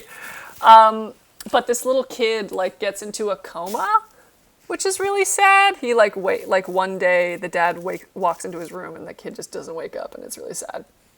And the doctors can't figure out what it is, and then haunting shit starts to happen. So, Lynn Shaye's in this. If you've played The Quarry or watched a playthrough of The Quarry, she's the mom character in that. She is a very iconic actress, iconic face, iconic voice. There's like some very unsettling moments that aren't in like the videos about this movie, like when they first contact the dead for the first time, or like the demon world or the further or whatever. So if you're into paranormal horror, I definitely recommend this movie. It's like a good starter kit horror. There's like pretty good jump scares in it, pretty good tension, pretty cool like premise in terms of like how they deal with demons and ghosts in this movie. And yeah, the acting's pretty good. I much prefer Patrick Wilson as the dad character in this movie than as Ed Warren in The Conjuring. Like, he's such a better actor in this, I think. And yeah, so I put Insidious in A tier. Insidious 2. Oh, Insidious 2. 2013, same year as The Conjuring. I wonder if they both worked on both of them. I'm not sure. But Insidious 2, pretty good sequel. I'll put it in... actually, I'll figure it out while I'm talking. Insidious 2, I think this movie is solid if they didn't do a trans thing. So this movie... okay, how do I talk about this movie without spoiling the first one? I don't think I can. Okay, I'm putting the spoiler alert up for Insidious 2 because you need to know the first one in order to watch the second one. At the end of the first Insidious, Patrick Wilson's character becomes possessed kind of by the old woman who is haunting his son. And he kills Lynn Shaye, the medium character. And the second movie is he is slowly becoming more and more evil and is trying to kill the family and the paranormal investigators. And then we learn that he is like stuck in the further, which is like the demon world. And all of the spooky occurrences that happened in the first movie was him trying to save himself in the second movie. There's like weird time travel elements in it. It's kind of cool, but it also kind of doesn't make sense, but that's fine. So the problem I have with this is we learn that the old woman in the first movie, who is just called the old woman, but in this movie they call her Parker Crane. And Parker Crane is a man who is hospitalized because he tried to castrate himself. And why did he try to castrate himself, you ask? Well, trans subtext. So he was forced to be a girl when he was a little boy by his abusive mother, and for some reason that translated to him becoming a serial killer in his old age who dresses up in a black wedding dress, puts on makeup, and then tortures and kills women for sexual gratification. Why? Literally, there's no, the movie would be the same if he was not, like, a fake trans femme. Like, I genuinely do not understand why they went for this plot line. It brings the movie down.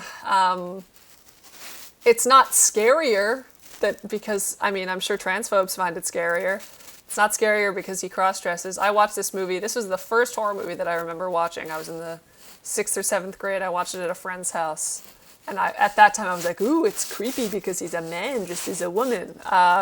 What's creepy is that he killed 15 people and just, like, kind of left them in his house. That's the creepy part. So, eventually, they find out that the spirit of Parker Crane is controlling Patrick Wilson's body. And then, like, the little boy saves the day by taking him away from the demons. So, this movie also could have been better. So I will say, yeah, I'll put this in the could have been better section just because, I don't know, transphobia in movies just, like, makes them worse for me. I'm just like, why could you not be more creative? It's sad. So, yeah, we will go on to the next one. Okay, we're making good progress. Which is Malignant. This movie, fucking fun. This movie's so fun. I would honestly, I won't put it in S tier, but I'll put it up in A tier because this movie is so much fun. There's, like, I've heard everything about this movie is that both you either hate it or you love it. And it depends on what your preconceived notion about the movie is, I think, a lot. When I watched the trailer for this movie, no way was I going to watch this in the middle of the night. I'm terrified of supernatural movies. But when you watch the movie, it's like a little fun, little funky little movie with, like, a weird premise. If you've ever played the game Beyond Two Souls, it might steal the entire plot from that movie a little bit. Like, so much so that, like, you can comment on, like, 8 or 9 different instances where they are identical. But I'll do a little spoiler for this because if you want to, like, be pleasantly surprised and you can handle a little blood, well, a lot blood at one point, and, like, some body horror, then I definitely recommend this movie. But for spoiler territory, I'll say this movie is so fun because you learn that the killer is the main character the whole time. It's this woman who was adopted after having medical experiments done to her for the first 8 years of her life. And she has a parasitic twin on the back of her head. And when she was 8, he talks through electricity and he can flicker all the lights, and they decide he, like, can possess her brain, like, shut off her consciousness so that he can take control of her body. And the doctors just decide to remove his parts from the back of her head and just shove the rest into her skull. And then she grows up and she's in an abusive relationship and a guy hits her on the back of her head and she awakens the the parasitic twin on the back of her head. So all of the kills are actually her, which is why the character, like, walks backwards. I think it's played by a contortionist at certain parts. Like, honestly, super good. The fight choreography in this is insane. Like, if you watch Marvel movies and you're like, this fight choreography sucks, there's, like, 8 cuts every scene. This movie is shot and choreographed so well. It is so much fun. And honestly, seeing a backwards lady murder a jail cell full of mean women, like 20 women, sick. So good. The ending is probably what makes it not S tier for me. She just magically is able to control his brain. How? The power of the will, I guess. But yeah, Malignant gets way too much hate. Fantastic movie. Next movie, Terrifier from 2016.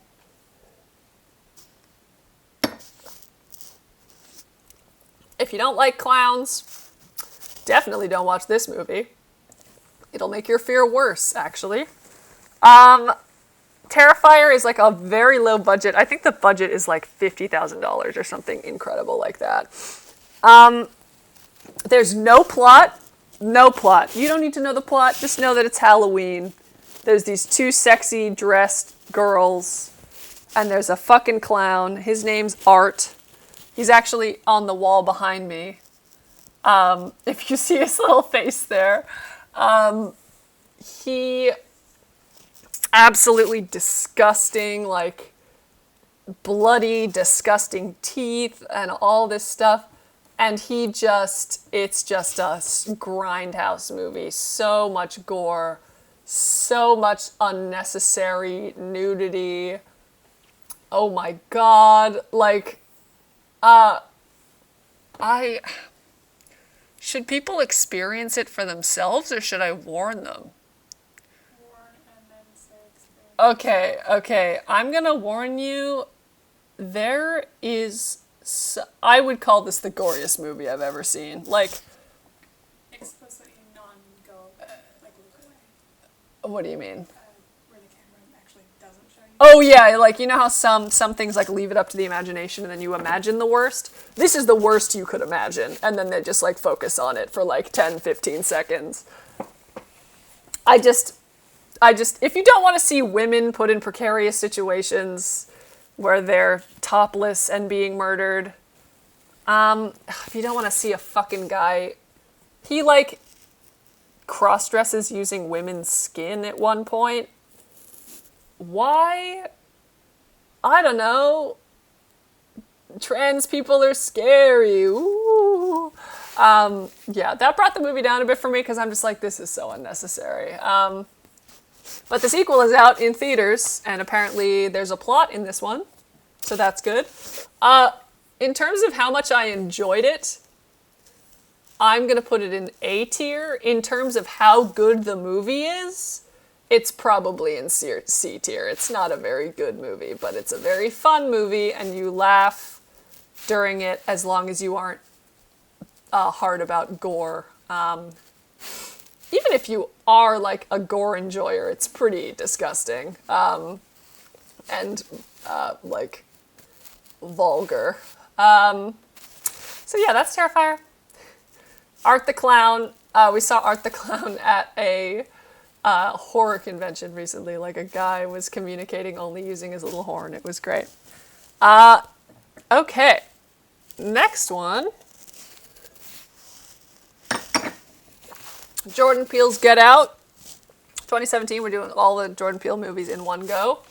This movie's just good. Obviously, so much, like, I would say in terms of my enjoyment, I'll put it top of A tier. Social commentary, flawless, like, the twists, so good.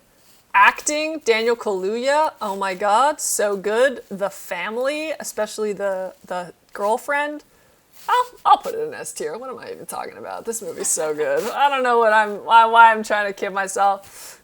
It's definitely less of a horror movie. Like, this could be a thriller, with some like, yeah, psychological thriller with some horror elements. Like there's a couple jump scares in there that are just like cheap ones, like loud noises. But yeah, this, if you don't know what this movie is about already, just watch it, please. Like, it's so good.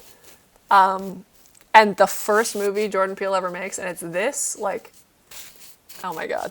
Especially coming out of a guy who did mostly comedy, like really good. This is my favorite out of his three movies. Which brings us to the second one, Us, from 2019. I thought this movie was okay. I'll put it with Halloween and the Blair Witch Project. I just wasn't, this one's definitely more horror-y than the first one. It's like doppelgangers and clones and all this stuff, and it's also feels like a bit of a home invasion movie, but on such a bigger scale. Again, incredible social commentary about the state of America and the American dream. But in terms of his movies, I would say it's the third best of the ones he wrote and directed. It's definitely one of the more human movies on this list, similar to Get Out. Like, there's no, like, it feels very believable. And yeah, it's pretty rough. And again, acting so good in this movie. But yeah, I would say in terms of like how much I enjoyed it, and I didn't find it too scary. It was kind of sad at certain points. Okay, if I'm gonna put Terrifier in A tier, I guess I'll put this in A tier. I'll put it in the middle of A tier. But yeah, this movie's, it's alright. Compared to Get Out. Okay, next one. Nope, 2022. This one was fun. I'll put this higher in A tier. This movie, honestly, just watch it. Please just watch it. I'm not going to spoil this one because I didn't know anything about it. And it's just so weird. We watched it because it was like one of the mazes for Halloween Horror Nights. And honestly, they did not do this movie justice at all with that attraction. They really should have done better. They need to try again next year. But yeah, Nope. Again, very funny. Like, Get Out has a lot of dark humor in it. It's like black people's reactions compared to white people's reactions in horror films. Like, he does everything you want him to do. He gets scared by something and he punches it in the face. Instead of like walking towards it. And yeah, this movie is really good. It has some really cool parallels with like wilderness and like disrupting the natural order of things. And the effects are really cool. Like, I don't even know how they accomplished what they did. But it's cool. I'm sure you'll see some people dressed up for Halloween this weekend as either the main event of this movie or like Gordy or something, played by Steven Yeun, who is a joy to see. Love him. But yeah, Nope's good. Freaky from 2020. I thought this movie was fun. This is definitely a horror, like fully in the camp of horror comedy. Probably similar to Ready or Not in terms of how funny it is.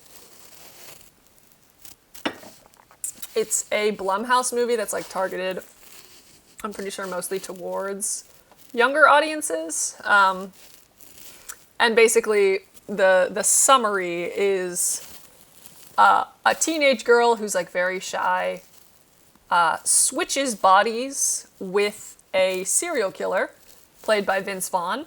So the majority of the movie is Vince Vaughn pretending to be a shy teenage girl and the teenage girl being a serial killer. And it's great. And there's some really cool kills in it. The actress who plays the girl does a really good job at being both of those characters. And Vince Vaughn is very funny as a teenage girl. There's a weird gay joke in it where, like, a gay rape joke. I'm, like, not sure why they decided to include that in the movie. But other than that, I think this is a really solid movie. I'll put this in A tier. I'll put it above Saw 2. Okay. So, next, The Black Phone, 2021. I thought this movie was good. I don't like pedophiles. So, and you know, like, the instinct to, like, not want children to get hurt, that's on fire this entire movie. It is closer to thriller territory. There's not too much horror stuff in it, but there's quite a few instances of, like, really, like, showing how previous victims died in a really fucked up way. which I think enhances the movie a lot. It like really makes you empathize and like be really nervous for the kid in the current situation. So basically it's like a stranger danger movie. These kids get kidnapped by this guy in a black van played by Ethan Hawke. He's known as the Grabber. And he locks these kids in his basement and then presumably sexually assaults them, and then kills them. And each kid gets a little farther than the last one in terms of like getting out. And those kids help the most recent victim escape. And it's good. There's like a clairvoyant little sister character who helps out, I guess. But yeah, this movie feels similar to Fresh in terms of like imprisonment and wanting to escape. And yeah, it's pretty good. I saw quite a few lists on TikTok that put this as like one of the worst horror movies of recently. Like, this movie is good. I don't know why people think it's like boring. I think it's like just exciting enough. There's some like classic 80s bullying in it. But other than that, I think it's good. I think this will go in B tier because it's all right. I wouldn't rank it the same as the stuff in A tier.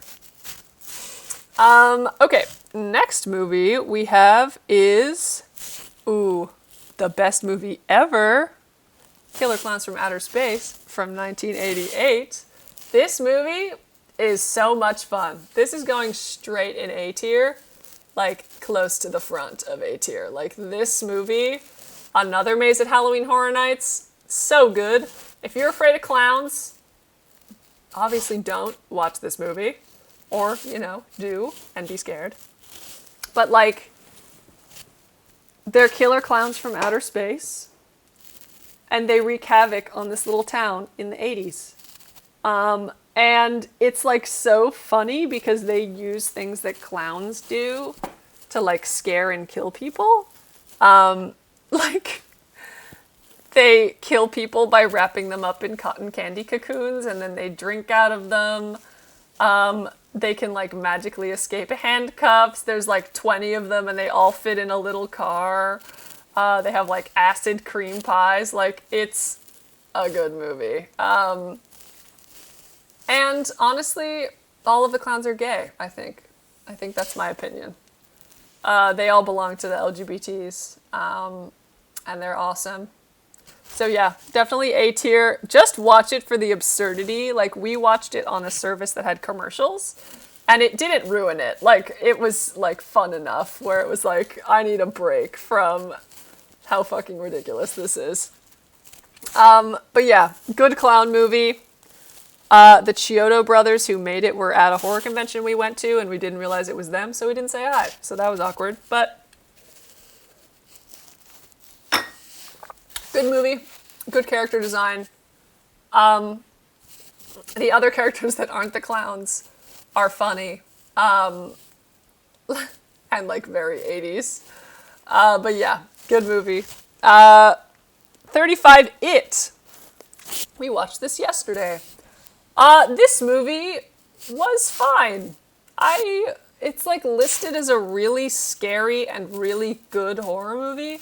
I'm sure if we didn't... Okay, caveats. We were doing laundry during this movie, so we like paused it quite a few times. And we didn't watch it in a theater where you have to be silent. In case you couldn't tell, I talk during movies when we're in person. I don't do it in theaters. Like at home and not at theaters. And that helps me cope with whatever is on screen. So that probably helped with this one. The plot of this movie is there's a group of ragtag 13-year-olds in the 80s. And kids always go missing in this town, and they try to defeat the thing that is trying to eat them all. It's this clown. And the clown can turn into...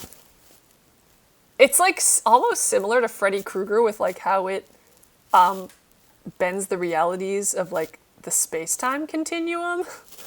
And like can make things happen that aren't actually happening. But I love the kids, honestly. Eddie is my favorite kid. Someone told me I looked like him. Now that I'm thinking about it, I wonder if that was a disabled joke. That people said that I looked like him. It's a Stephen King project. I don't know why Stephen King hates adults. Like, every adult in this movie is terrible. One of them's abusing the kid by this way. The other one is sexually abusing the kid. The third one forces him to kill sheep. The fourth one ignores him when he talks about his dead brother. The fifth one, well, there's one of them's a rabbi's son. He's not mean. He's just a little disappointed in him, and that's, like, whatever. That's fine. Who am I missing? Oh, no. Yeah, there's Beverly. She's the only girl. Eddie, who is the hypochondriac. He's my favorite. Oh, Richie. Richie, played by Finn Wolfhard. If this movie was not funny, it would be a lot worse. Like, Finn Wolfhard is one of the best comic relief characters of any of these movies. So funny. And, like, constant funny friend, you know what I mean? Like, even if he knows it's an inappropriate time to make a joke, he's gonna make a joke even though nobody laughs. Like, I posted on my story to advertise this stream yesterday, and I was like, I did a clip where one of the characters is, like, really sad describing one of the things that it showed them, and the kid goes, "Was she hot?" And he goes, "No, Richie, she was not hot, okay?" And it was fucking hilarious.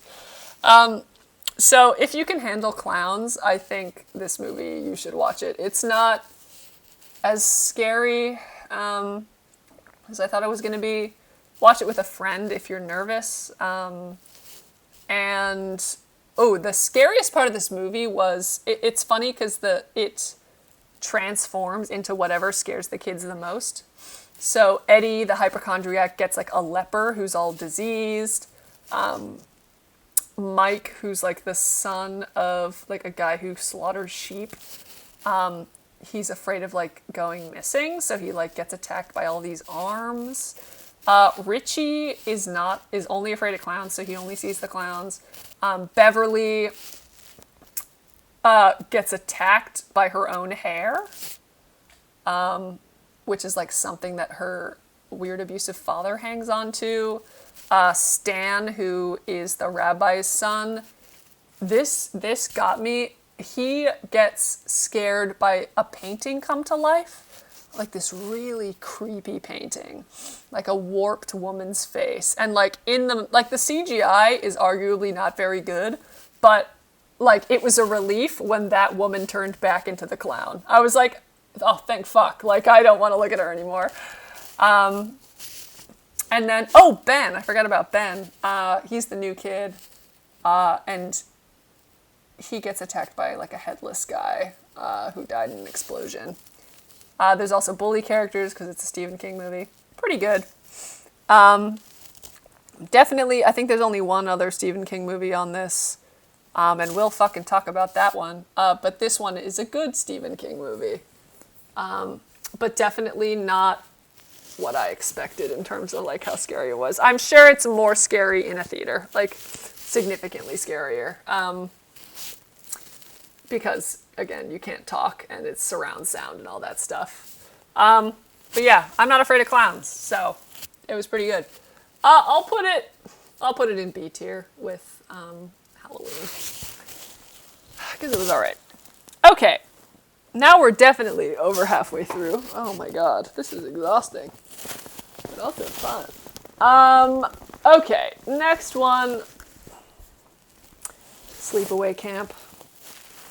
Sleepaway Camp, Sleepaway Camp, Sleepaway Camp. From 1983. This movie, I was so on board. When I tell you that I knew what the twist was when I came into this, and I was, like, upset about that, but I was willing to give this movie, like, the biggest chance, and then it, like, didn't make me feel bad for the first hour and a half, I was like, yes, this movie's great. It's like bullied person getting revenge on her bulliers. Like, literally this character gets attacked in an attempted rape by a pedophile, gets relentlessly bullied by everyone, and gets, like, sexually coerced by the only guy that actually likes her. Like, she's not the villain in this movie, in my opinion. Like, she is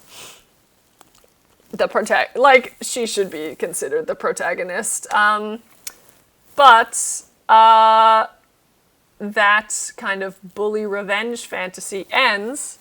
We'll get into the spoiler tag for this one.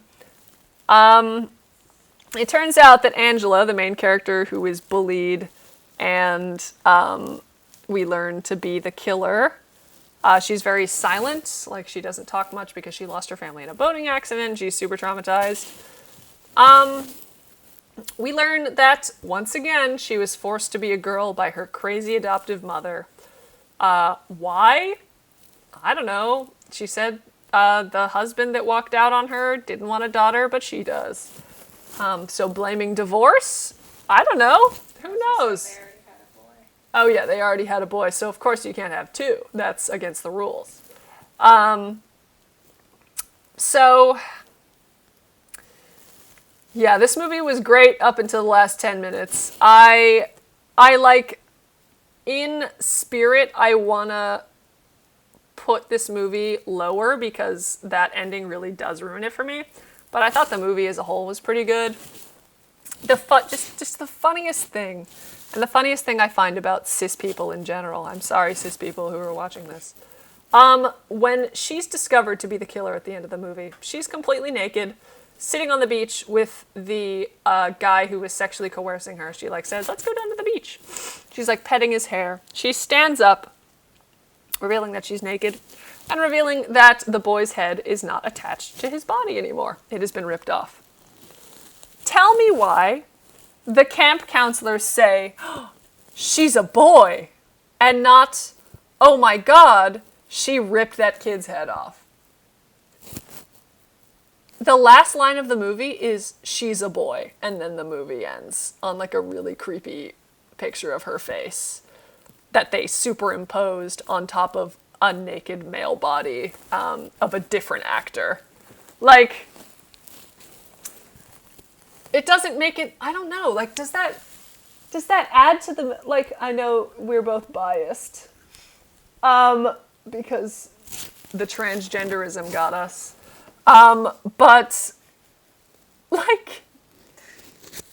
does it make it creepier that she had a dick the whole time?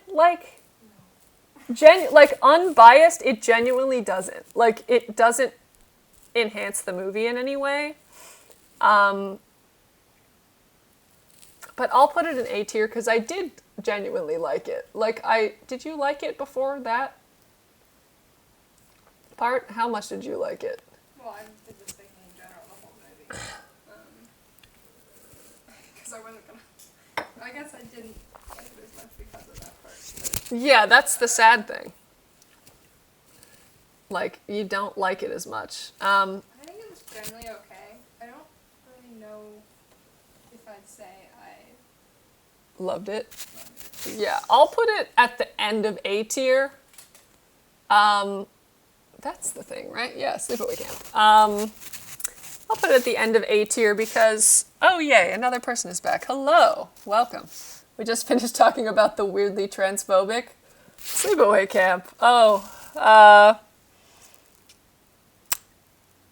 Yeah, this movie, watch it and then stop before, the last 20 minutes. And then you're like, oh, this movie was great. And then you're like, oh, fantastic. Okay, next, Creep from 2014. This is a fucking S-tier movie. This movie's so good. I'm usually not a fan of found footage because I'm a little bit of a loser. And usually found footage movies are related to paranormal.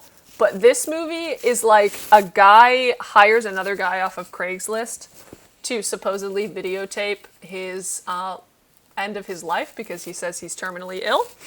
And then just everything goes out the window. This guy, the creep, I guess, Played by such a good actor, like so uncomfortable at so many points because it's just like, what the fuck is going on? He lies all the time. He like is purposefully pranking the videographer. And honestly, this movie's like less than 90 minutes. There's no blood in it. It's really unsettling. Watch this movie. Watch this movie. Watch this movie. It's on Netflix. It's so good. Like, it was in the hidden gems section, like on my Netflix recommended. So glad we watched it. Really good. I do want to get into some spoilers because I just want to mention some parts of this fucking movie. He's a pathological liar, I think, is like what we decide he is.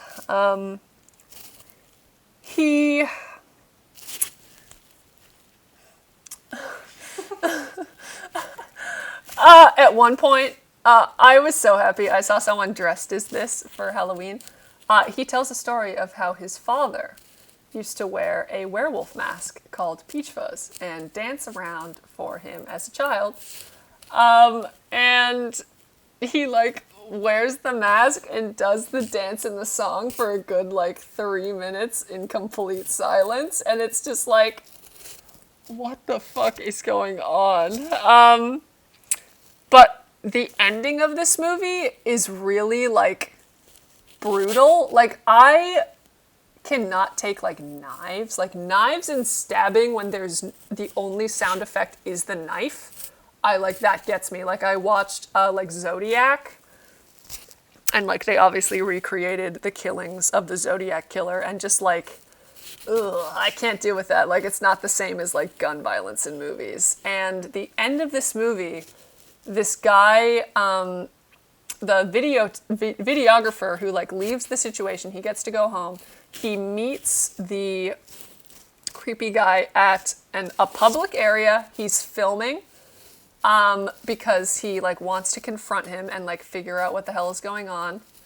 And the guy walks up behind him. He's sitting on a park bench. Walks up behind him, and we just watch from a distance as he buries an axe in this guy's head, and the movie ends. Like, oh my god, oh my god. And you hear the thunk, like, from far away, and it's like, oh my god, I cannot believe that.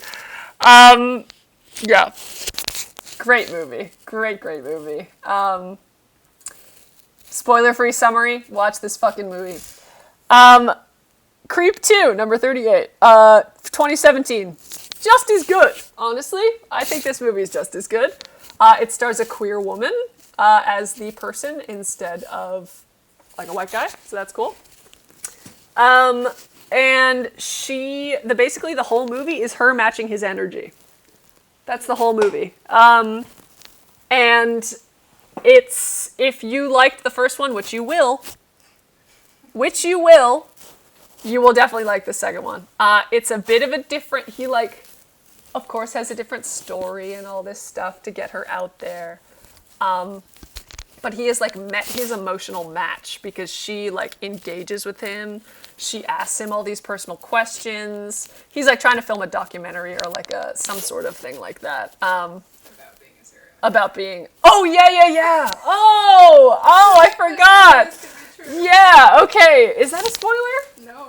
No? Okay, the plot. Like the plot of the second one is, and honestly, you could watch these movies separately. I don't think you have to watch them in order. You might get a few more references from the first one, but you could watch these movies separately. He invites her to his house and says, I want you to document my life as a serial killer. And I totally forgot about that. I cannot believe it. I'm like, whoa. And he's like, I'm serious. And she's like, yeah, okay. And she slowly figures out that he's not lying about, in fact, being a serial killer. He shows her all of because it's found footage and people videotaping, all of these tapes of people that he has killed. And like, oh my god. And then she knows this information and she's like, okay, so how do I get out of here? And then the rest of the movie is like her thwarting him, like outsmarting him, and like using his emotional weaknesses against him to like escape. It's so good. This one's also honestly also S tier. Both of these movies are so good. Feels like the same, but also very. Yeah, it's like you know how sometimes you want to watch a movie and it's like I want a movie that just feels just like this. But you can't find it. Like these two movies are identical and cannot be more different. Yeah. Like the same feeling. Shout out to that movie. It probably had a super small budget too. Like so good. And again, they're both like an hour and a half, which is great. Okay, we are in the less than 20 left. Applause break. We're at the 2:17 mark. We haven't had 2 viewers in over an hour. And it's just the 2 of us. And who cares? Because this was an excuse to do a tier list where I wasn't technically talking to nobody. So, you know what? People watching this on YouTube later, I appreciate you. I'm talking to you. What's a common name? Jessica. Who did you say? Jessica! Jessica! That's a common name. Jessica is definitely a common name. John. Well, nobody named John is going to watch my horror. If James A. Janice... If Write in the comments! John, get in the comments. Get in the comments, John. If James A. Janice is watching this, you won't. But if you are, I spoiled all these movies for myself using your channel. So how do you feel about that? Just kidding. It's funny because some movies that I really do want to watch, I won't spoil for myself. Yeah, I gotta figure you out. Yeah, I don't know, like, which of these movies did I not have spoiled? I can go through that at the end, I guess. Okay, 30, yeah, because we need to fucking finish. This is going to be 3 hours long. My computer's going to explode. But also, shout out to my new MacBook Pro. Not making a sound with this. Because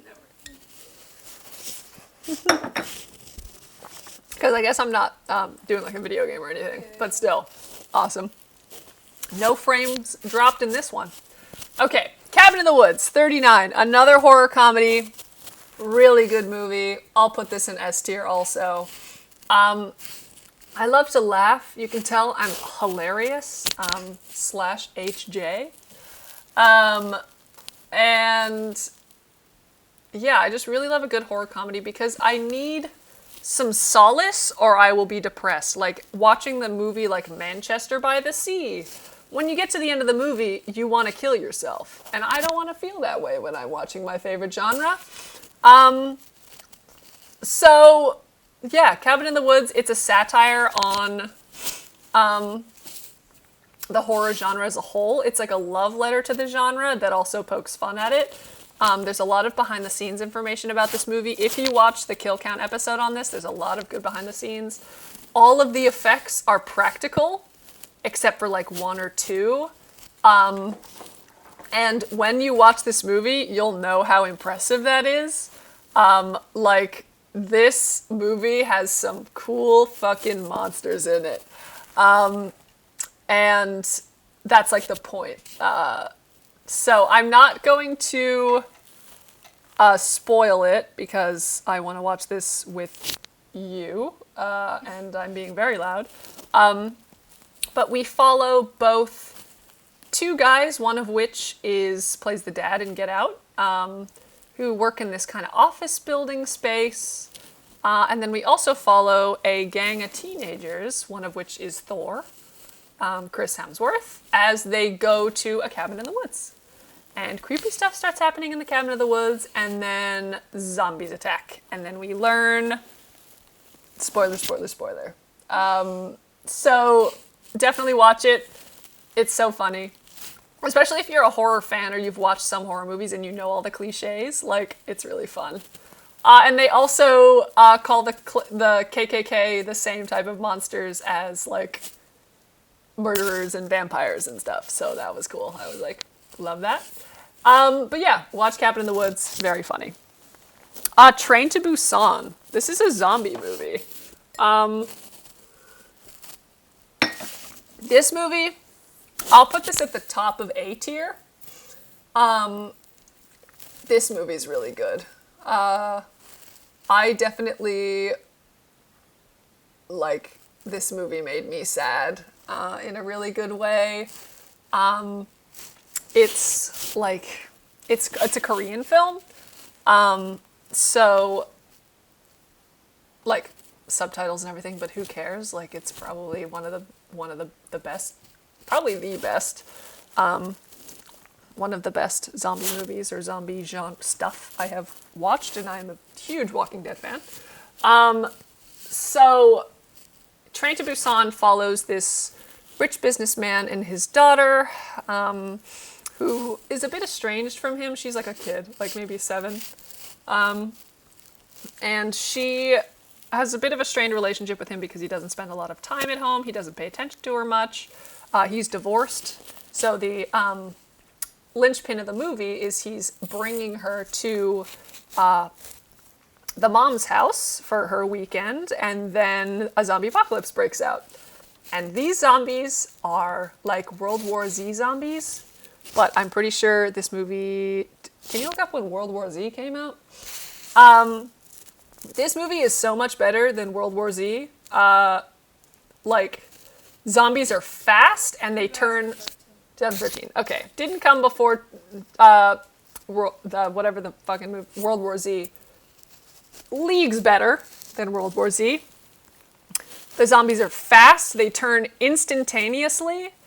And they're fucking scary. Like, they create mountains of themselves and, like, can slow down a train. Like, it's so cool. And it's basically these people survivors on this train that gets overrun, trying to get to Busan, which is supposed to be a safe zone from the zombie apocalypse. Yeah, this movie's great. If you like zombies, like even a little bit, this movie's great. Acting is really hard-hitting. The emotional relationships are great. The hunky character, a DILF, and yeah, great movie overall. Did I move it already? Yes, I did. Into top of A tier. Okay. Next one, 28 Days Later, 2002. Another super good movie. I'm gonna put this also atop of A tier. Starring Cillian Murphy. If you've watched Peaky Blinders, he's in that. He's also in a bunch of other random stuff. He's super hot, for anyone who was wondering. British actor. And 28 Days Later is also a zombie movie, if I didn't already mention that. And it feels very Walking Dead. And Walking Dead came out 8 years after this, so who knows? Maybe they stole the premise. But this man wakes up from a coma, and it's a couple weeks into the zombie apocalypse, and he gets out of this like broken hospital, and the streets of London are just empty, like completely empty. He's walking through this desolate city, and it's just such a beautiful like 10 minutes showing everything that went down just through like context clues of where he's walking through. And then we meet the zombies, who are again fast zombies who are ruthless and very difficult to kill, and just get like one drop of blood in you and you're done. Like, you turn in like 15 seconds. He meets up with this other woman, I don't remember her name, and a couple others, and it's basically a movie of them surviving together. And man, this movie's fucking good. Watch it. So good. And the action is really like intense because of the zombies. It's like filmed in a really fun way, where it like really focuses on the carnage that the zombies do, but it's not like, you know, slowly pulling apart someone like The Walking Dead. It's like really horrific violence, and it's induced by scientists created a transferable rage that they injected into monkeys. And then what a surprise, the monkeys got free and bit people, and the people turned into rage monsters. So, don't be angry, I guess, is the moral of the story. And don't work on monkeys. Not cool. Oh, that was something I forgot to mention about Nope. There's like a really horrific animal chimp scene in Nope. Oh my god. So good. Like, honestly, and it seems unrelated until you realize it's like a metaphor or whatever, an allegory. Jeez. And then I looked up the real story that one of the characters was based on, like a chimp attack that happened in real life. Ooh, my goodness. So, again, watch Nope. It's a good one. Okay. 42, Hush, by Mike Flanagan, who also made Haunting of Hill House, Haunting of Bly Manor, Midnight Mass. Hello, person who has joined. So Hush follows a deaf woman, not played by a deaf actress, and I'll get to that in a sec, it's another home invasion movie, basically. I don't know why I put it here in the list. Who cares? So she is like lives in the middle of nowhere because she's an author, and that's what authors do. And she gets attacked by this like really creepy, just like, but creepy in like a regular dude way. Like he wears a mask for some of it, but eventually takes the mask off and he's just a regular white guy. And he just taunts her, and the movie is just her trying not to die in this home invasion, as a deaf woman. So this movie's fine. Like, I remember when I watched it, I was like hyping it up to my sister and my mom because I was like, yeah, this movie has deaf representation and is like super important and has like really cool blah blah blah where she uses her like deaf skills, blah blah blah. But having consulted the deaf community, aka watched a bunch of videos about it, this deaf representation is garbage. So that sucks. Her signing is really terrible. She, like, a lot of the things that happen in the movie would definitely not happen if it was an actual deaf person. Like if a deaf person wrote this story, realistically, they would not happen. Like, at one point, her friend is, like, begging for help at one of the doors in her house, and she just, like, is doing the dishes, you know, doesn't see her out of her periphery, all this stuff, and it's just, like, that's fucking annoying. Also, I'm not a fan of movies where the killer doesn't have a motive. I don't like stories where the killer is just like, oh, I'm just doing this because it's fun. Or like, I like the chase. Or I'm a weirdo who likes to do this to people. Like the guy in this movie has scratches on his gun. Or sorry, he has a crossbow because he's creative. And like a notch for every person that he's killed. And it's just like, dude, you're such a loser. Like, I can't, you know, I'm not a fan of people that don't have a motive, because it's harder to, like, get yourself in the story, because those people, the ones that don't have a motive, are, like, such a rarity in real life of, like, what, you know, these situations end up being. For all those reasons, I'm going to put it in C tier. Haunting of Hill House was good. Haunting of Bly Manor was great. This movie could have been a lot better. And they should remake it, but with a deaf person and a deaf team. And a better killer who isn't boring. There's a cat in it. That's cool. Her cat's cool. But yeah, that's the best thing about it, is the cat. Relatedly, another deaf representation is A Quiet Place. 2018. Guy from The Office made it, obviously, as we know. So Jim and his family, his actual wife, Emily Blunt, they are living in a world, I think it's like 200 or something days into the apocalypse, where these alien creatures attack anything that makes the slightest bit of noise. And that's the premise of the movie. She's pregnant. That becomes a part of the climax later. And it's basically this man trying to protect his family. He has a daughter who is deaf and uses a cochlear implant. The cochlear implant helps to defeat the monsters, which is really cool. And I've heard this is actually really good deaf representation. But this movie was fine. It doesn't feel very horror to me. The monsters are really cool. The sound design is beautiful. There's a lot of plot holes, like the house starts flooding at a certain point. There's like a nail sticking out of a stair in one other point for some reason. You know, how did these people last this long with their setup, all this stuff? Like, it's all right. I'll put it higher in could have been better.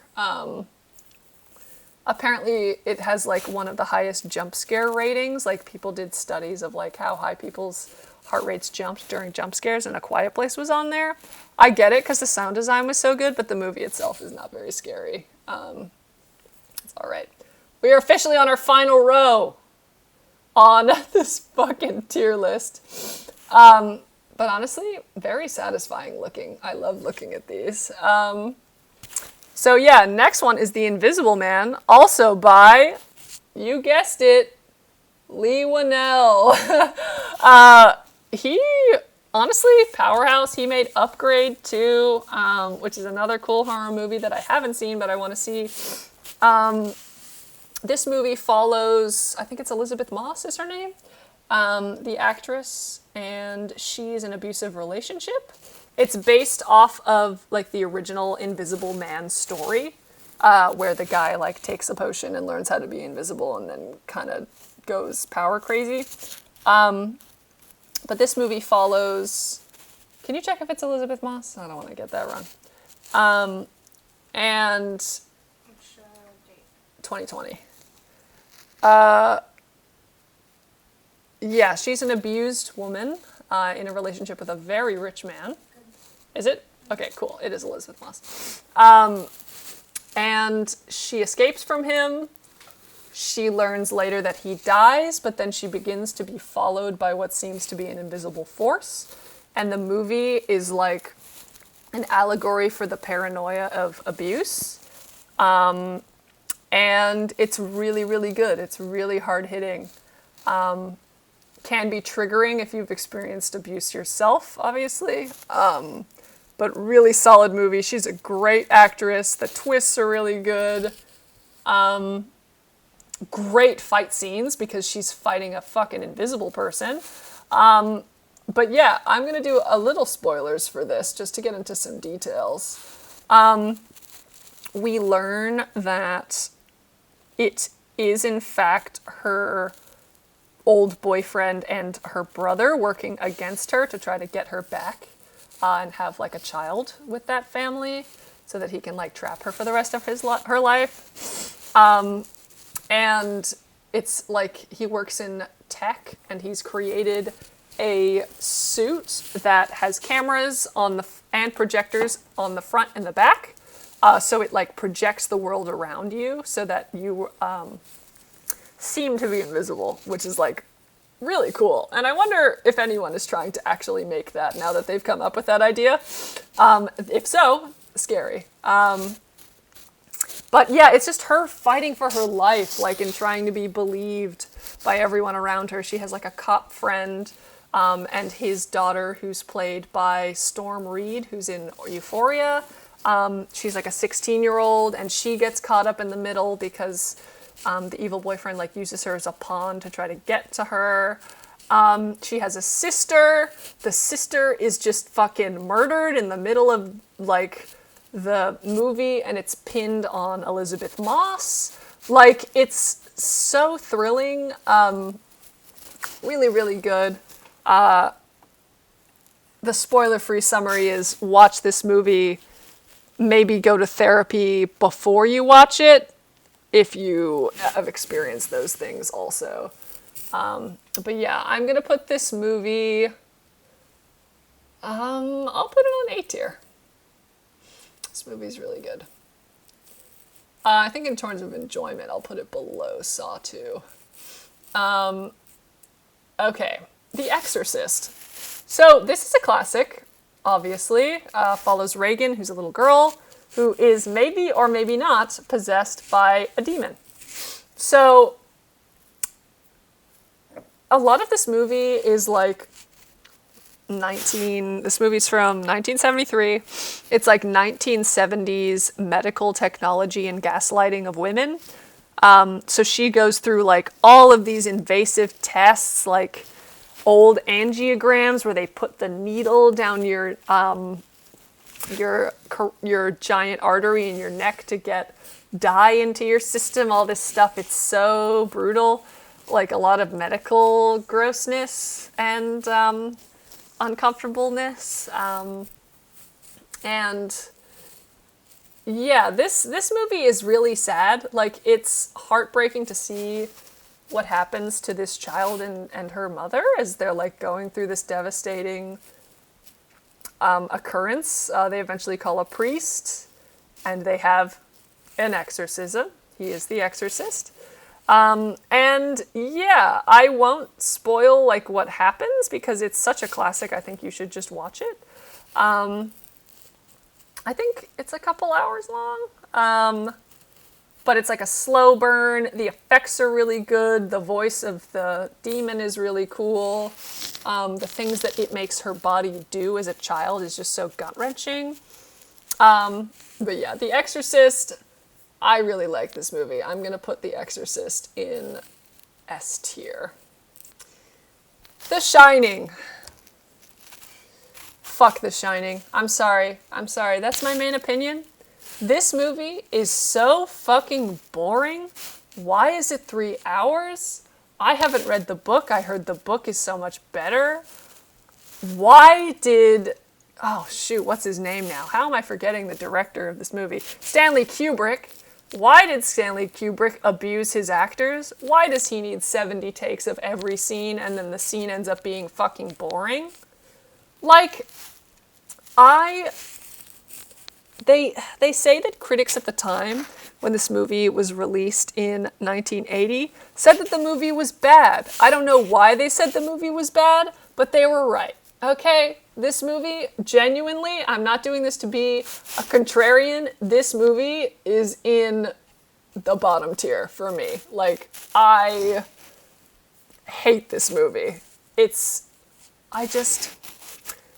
also not scary. Like, at all. There's, like, not a single thing in this movie that is scary. Like, his descent into madness feels so, like, Jack Nicholson, fantastic actor. Seen The Departed? Amazing movie. Seen that movie 3 times. Other things he's been in, I'm sure he's fantastic. He's, like, very famous. Oh! He was in One Flew Over the Cuckoo's Nest, another one of my favorite movies. Fantastic movie, fantastic performance. Him in this movie, I didn't like it because he was so over the top the whole time that it's predictable every step that he takes. Like, he seems to hate his family in the beginning. He goes crazy super quick in this hotel. And then he, like, tries to kill his wife and son. And I'm like, great. You forgot to be compelling. Like, this movie is so boring. I need to make friends with another Shining hater because, I don't know, if we're gonna judge other movies by their current merits with how iconic they are and continue to be, like, we cannot ignore that The Shining, if you get rid of all of the rigmarole with this director was so precise and only wanted the very best or only wanted like a specific, take out of 70 because for some reason you can't, I don't know, watch your film and then figure out which take is best instead of overworking your actors until they literally cry and need therapy. Like, be better at making movies, I think. Like, I can't excuse the amount of BS he put the entire crew through, especially the actors, especially Shelley Duvall, who was abused out of takes. Like, he would purposefully ignore her and make her feel like shit so that she would act crazy in the movie. If you don't think she's a good enough actor to act crazy in your movie, cast someone else. Don't make a real woman emotionally damaged to make your movie. Like, I don't get it. But she is coming back to acting in a new indie horror movie because she's gotten over her trauma enough to do that. Even though she's like in her 70s or something by now. But yeah, good for her. Happy for her.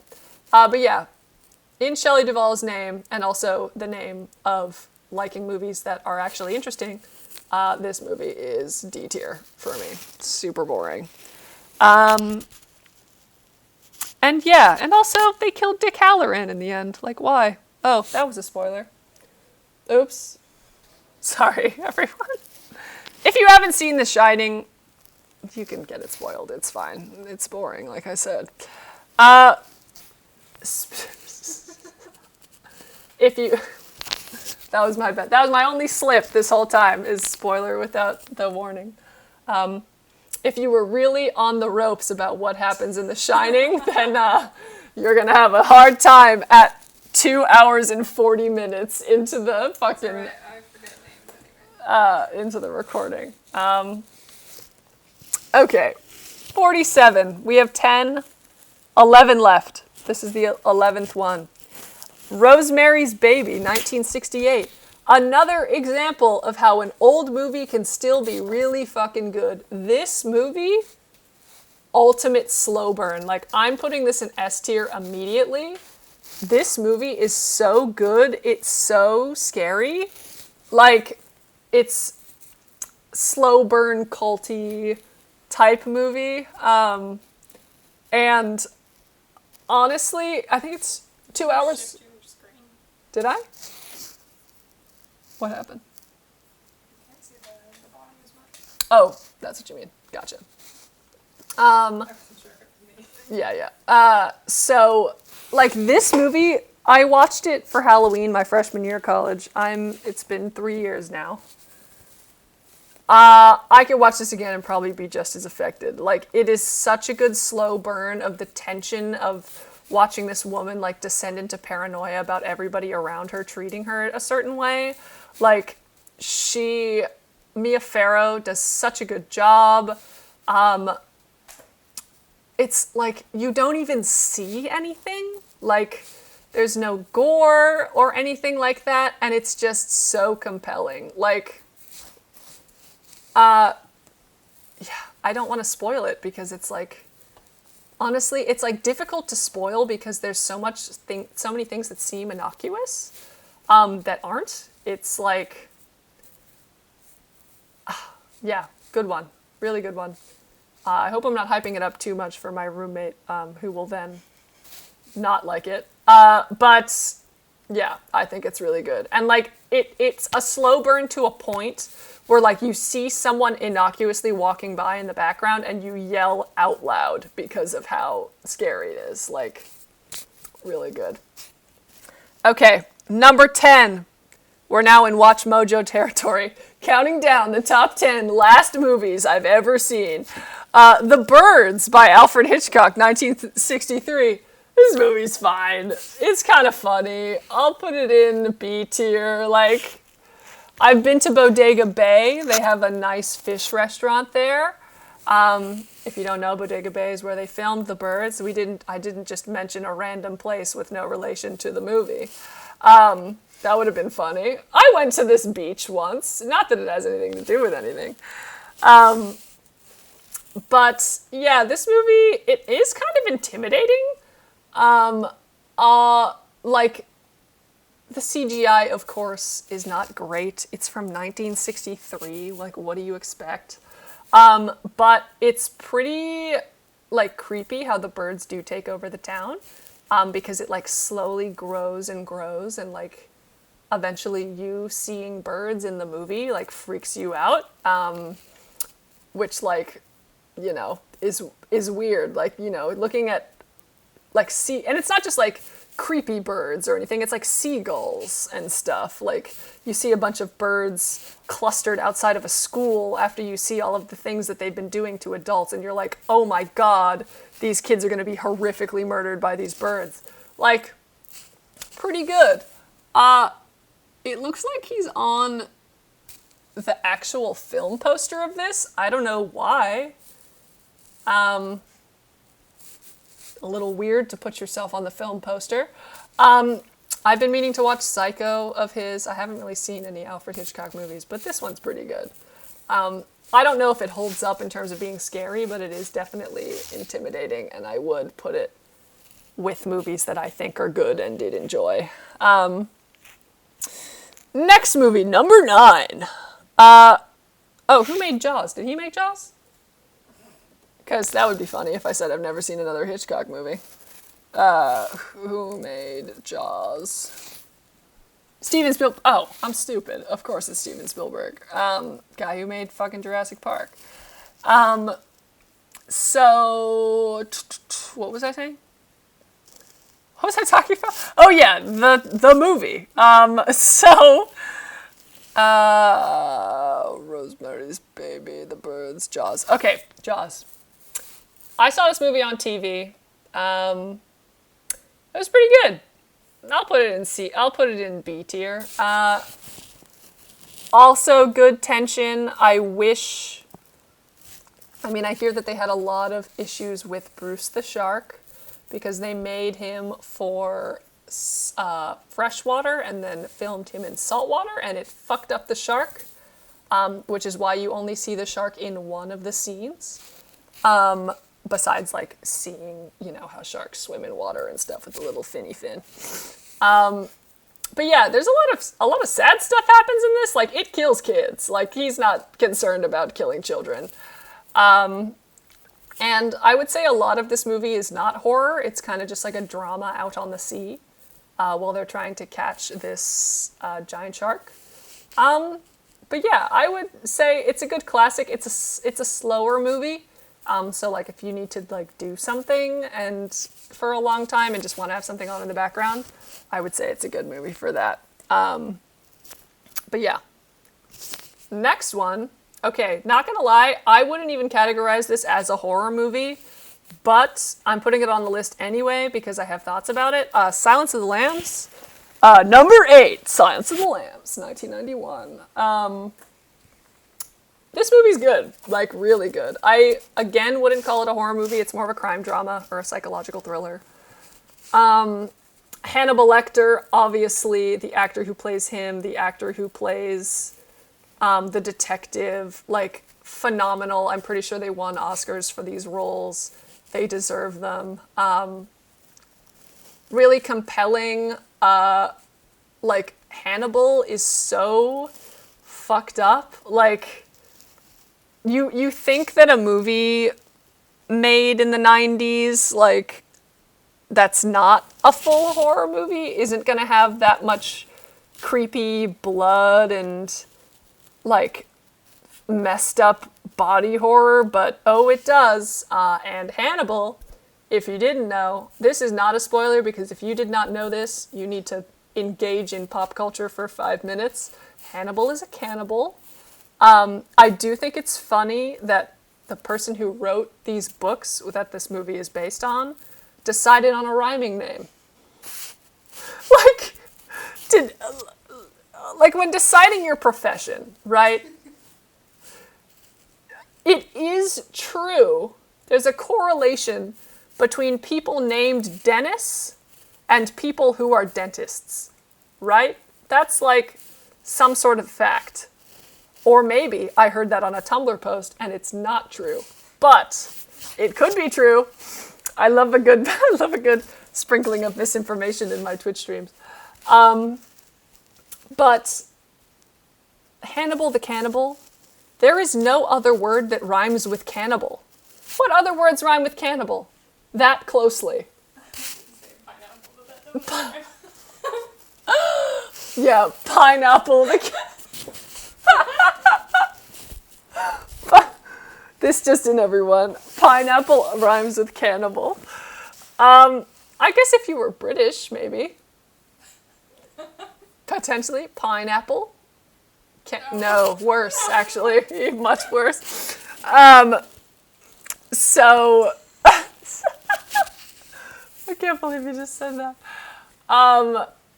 Yeah, this movie's great. Critique of this movie.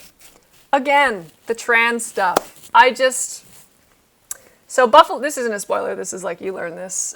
Buffalo Bill is actually the main event of this. So the detective, which I can't believe I'm forgetting her name, that's like a sin. Who is the detective in Silence of the Lambs? Clarice, obviously. Detective in I think she's still a trainee in the FBI. But she is the main detective on the Buffalo Bill case, and she's trying to get further in that case by asking renowned serial killer, cannibal, and psychologist Hannibal Lecter, who is in forever prison at a psychological facility.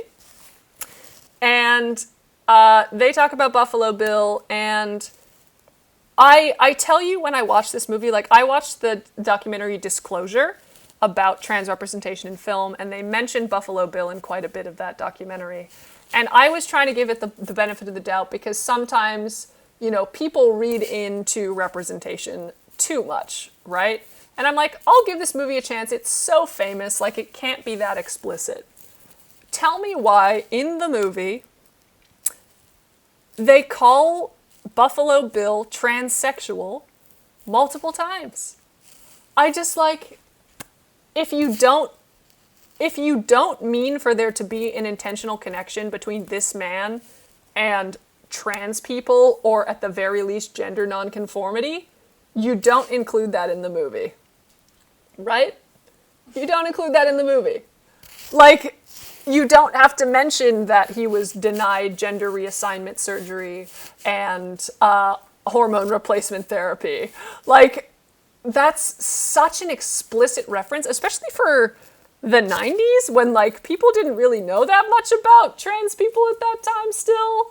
And, like, it's just... Oh, and, you know, if you get a diehard fan of this film and they want to, you know, reject that there's any sort of negative connotation surrounding Buffalo Bill regarding the trans community, they'll say, oh, well, but they say in the movie but that he's not actually trans. You know who says that? Hannibal the Cannibal. So you're going to trust the manipulative psychiatrist,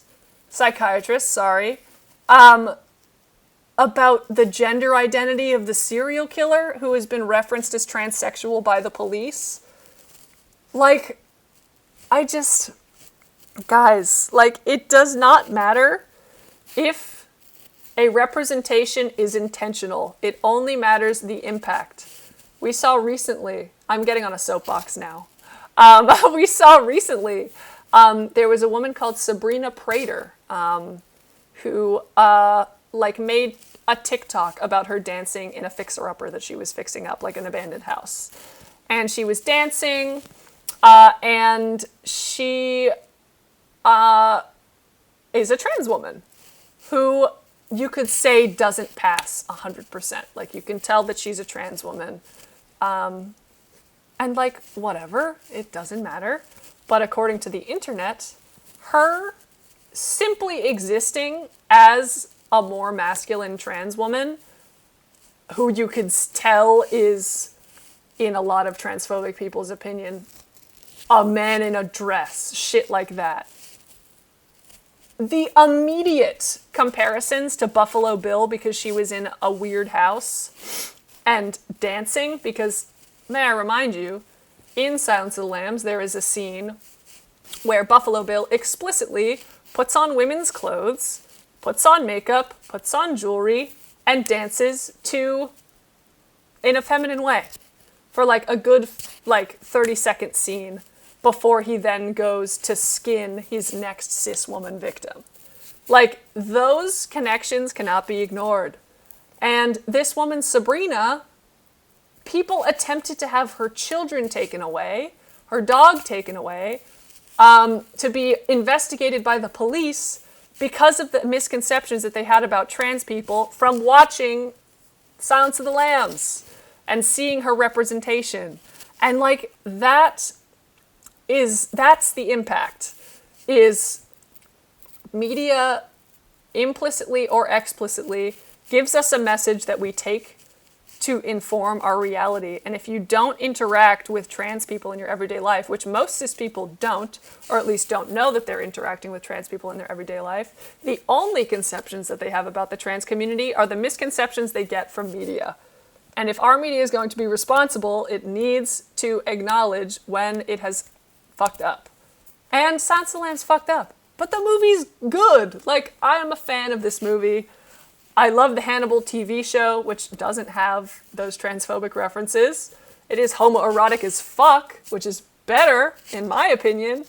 Like, we didn't need it. I know it was in the book. It's the fucking... Or maybe it wasn't. I don't know. I haven't read the book. But if it is the author's fault, who cares? Like, it's still bad trans rep, and I think people need to give trans people more credit when they have these discussions, especially, you know, trans women who are disproportionately targeted for their gender identity, and disproportionately killed for their gender identity. So I won't teach Silence of the Lambs a lesson by ranking it low, because this movie is great. So I'll put it with Sleepaway Camp. I realized, have I put all the trans movies together? Almost. I put Terrifier, Sleepaway Camp, and Silence of the Lambs together. Insidious 2 is a little below that because it just wasn't as good of a movie. But, yeah. I'm off my soapbox. And now we're on to number 7. Donnie Darko. So, Donnie Darko isn't necessarily a horror movie. I would call it more of a psychological thriller. I think, this movie's confusing. So, like, even if you just watch this movie, on the first viewing, you're not gonna get it. Like, I had to do research about the meaning of the movie to understand what was going on. But Jake Gyllenhaal does a good job. There's a really cool character called Frank in it, who's like a delusion who is kind of a real person, who is warning Donnie Darko about the end of the world. And Donnie Darko has, he sleepwalks, right? He also takes medicine and stuff, so he probably had a problem. I don't Oh yeah, he takes pills. He has some sort of mental thing. He takes pills. He has sleepwalking incidents where one time he woke up in the middle of a golf course. And just yeah, this movie, I honestly, how do you describe this movie? I don't know how to do it. You don't. You don't. It's one of those movies. It's a time travel psychological Jake Gyllenhaal bunny rabbit movie. Yeah. Yeah, just watch it. It's not scary. It's a little spooky, but it's not scary, because I don't think it's a horror movie. But I included it on the list because I think it's important. Do you want, you looking over at my friend here, I'm going to move on to the next one. So if you would like to do anything, feel free. Okay. I haven't ranked it yet. Donnie Darko. This movie was good. I'll put it in A tier. Very good movie. Not a horror movie. Again, I don't count it as, but still, good one. I really hate you. I really do. Okay. What's next? Oh, number 6. Number 6, The Rental. This is a Netflix movie. Is it? yeah, this is a Netflix movie from 2020. I'm guessing they made it over the pandemic, or at least did post-production during the pandemic. This movie's fine. I wanted to include it just because I haven't included any like low-profile movies yet. And this movie is just...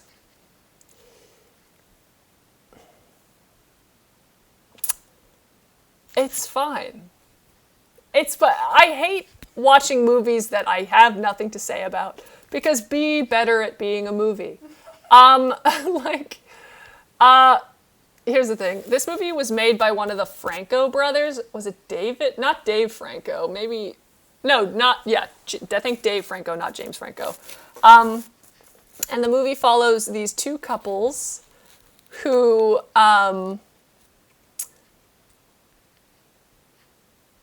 who were going out to this cabin for like a weekend away. I think one of them celebrating their engagement or something.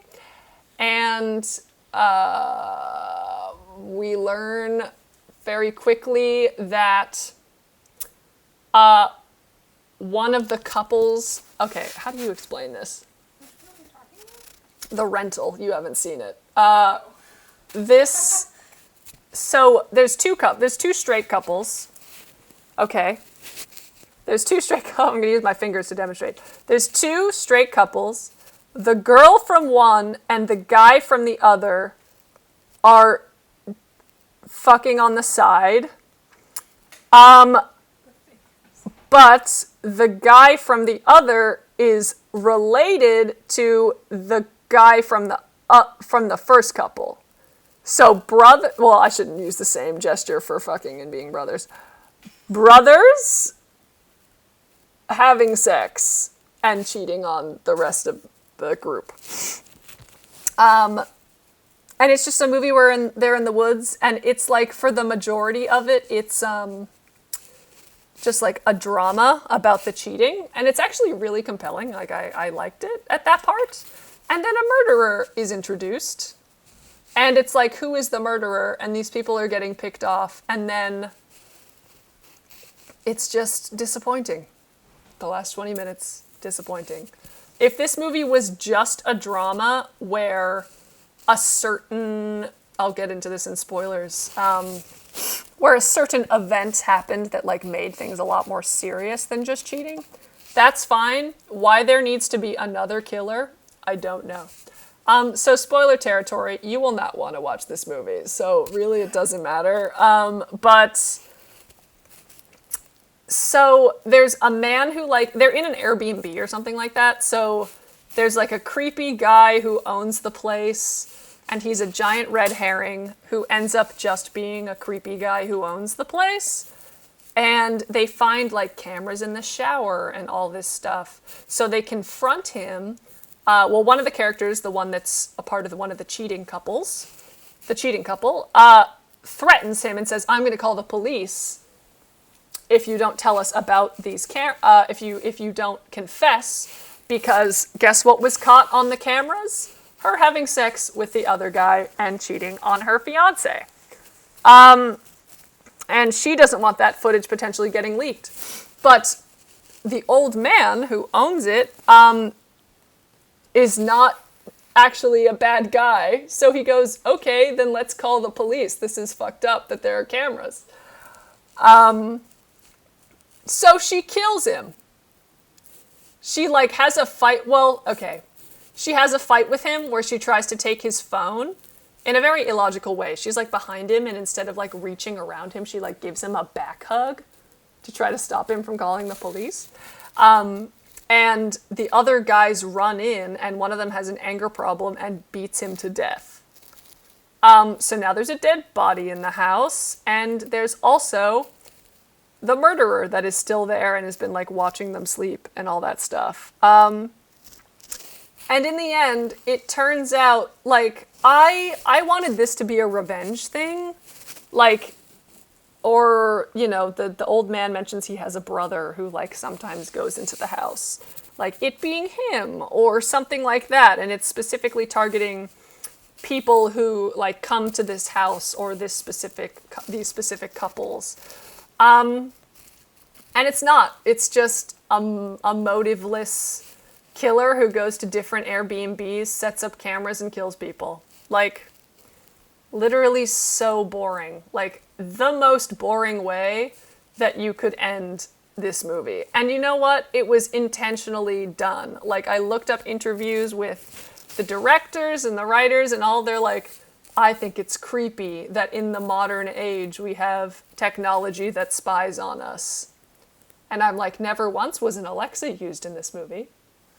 It was cameras that a random guy set up, which you could do 10, 15 years ago.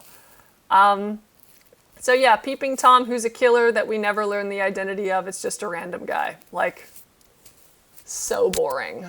So I'll put this in the could be better category because I thought the drama part was good. Other than that, ending was shit. Midsommar. This is number 5 on our final 5 on this movie. Midsommar from 2019. So, you love this movie. Yeah, he loves this movie. Frank loves this movie. And it follows Florence Pugh. Amazing actress in this movie. All of the actors are doing such a good job in this movie, including the guy who plays her shitty boyfriend, Christian. She's in a dying relationship. She has anxiety. And big trigger warning for this movie. If you cannot handle sadness or grief or topics related to suicide, do not watch this movie. I realized I didn't switch the spoiler warning. Here, I'll turn that off. So, what happened? Is that a spoiler? Spoiling the beginning scene of that movie with the sister? It helps to not have it spoiled in terms of tension, but I don't. I'll just say a huge tragedy happens to this girl. That like leaves her an emotional wreck. Her relationship is on the ropes, and her boyfriend refuses to break up with her because he's afraid of confrontation. And then she learns that he's going on a secret trip to Sweden to celebrate, go to like one of their Swedish friends' communes called the Harga, and they're celebrating midsummer traditions. So she goes on that trip, and then weird culty shit starts happening. This is Ari Aster's first film, another really good director. Jordan Peele had like a banger first movie. This is a banger first movie. This isn't the first movie. Hereditary is the first movie, which we'll get to next. Never mind. Banger second movie. I think it's an A24 movie. They did like a screening of it this weekend. This movie is devastating, and it's also daylight horror. So, like, usually in horror movies, when you get to the day, like, the danger is over. This movie takes place almost entirely during the day, and has some really fucked up, I wouldn't call it gore, because it's not bloody, but, like, fucked up shit happens to people's bodies, and it makes you very uncomfortable. So, spoiler territory. The big tragedy that happens to her is her older sister is bipolar, and she commits a murder-suicide of her and her parents. And the Harga have a very different idea of death than Americans typically do. Their lives go in cycles of, I think, is it 18 years? 16 or 18 years? Where once you get to the age of 72, you commit ritualistic suicide by jumping from a very high place, and then if you don't die, you are smashed in the face with a mallet. And those... Okay, I take it back about the gory thing. That was... It, like, flashes on the screen a few times. Ooh, very hard to watch. Very cool effects, though. Like, they use, like, a retractable head that, like, uses magnets, which is why it looks so cool. It looks like actual bones. So, yeah, this movie is rough. Each of the friends, there's Mark, who's played by the guy from Bandersnatch, and the evil guy, or the shithead from Maze Runner. Will Bolter, I think his name is. He's also in one of the, oh shoot, which is the video game, with him in it. He's in one of those video games similar to Until Dawn, where it's like a bunch of actors play the people. Is he not in the Quarry? No, he's not in the Quarry, but he's in one of those styles of games, yeah. I will have to... The Dark Anthology? The something it's the other anthology? one. It's the The one with the bus. Yeah, we're bad at this. Clearly I don't know actors' names by how many of these I've gone through. But yeah, Will Bolter plays a shithead in this movie also. He's good at it. And there's also a character who's like an intellectual played by the guy from The Good Place. I also don't remember his name. He's also in Promising Young Woman in the beginning. And he is also like a shithead, but like in an intellectual grad student way. Like he's just kind of rude and doesn't care about people who he doesn't deem as smart. There's also Pele, who's the Swedish guy who very clearly wants to fuck Danny, who's played by the Florence Pugh character. And then there's a Christian who's her shitty boyfriend, and they just get picked off one by one until Christian is drugged, raped by a group of women to impregnate one of the girls from the Harga. And then Danny, after being manipulated by this cult for the whole movie, chooses him for sacrifice, stuffs him in a bear body, and then they burn them all alive, and then the movie ends and she's a part of the cult. Like, whoa. Yes. Little Hope? Oh yeah, okay. Will Poulter or Bolter? Poulter. Bolter? Poulter. Poulter with a B? No, P for pumpkin. P for pumpkin. Okay. Will P for Pumpkin Poulter is in. He's also in Little Hope, which is like a part of an anthology, like one of those decision-based horror games. Really good. You should watch Berlizzi play it. It's very funny. He plays it with his friends, and they're all terrible at it. I don't think a single person survives. But yeah, Midsommar. Really good movie. It's not one of my all-time favorites, so I'll put it in A tier near the front. I'll put it behind Killer Klowns just because I had more of a fun time with that one. And all the sad music you listen to. yeah, that's funny. My vibe is listen to Phoebe Bridgers, laugh at clowns, and don't watch sad movies. Okay, number four. Going to the last ones. Hereditary. Okay. Talk about... This movie is arguably even sadder than Midsommar. I think definitely sadder than Midsommar.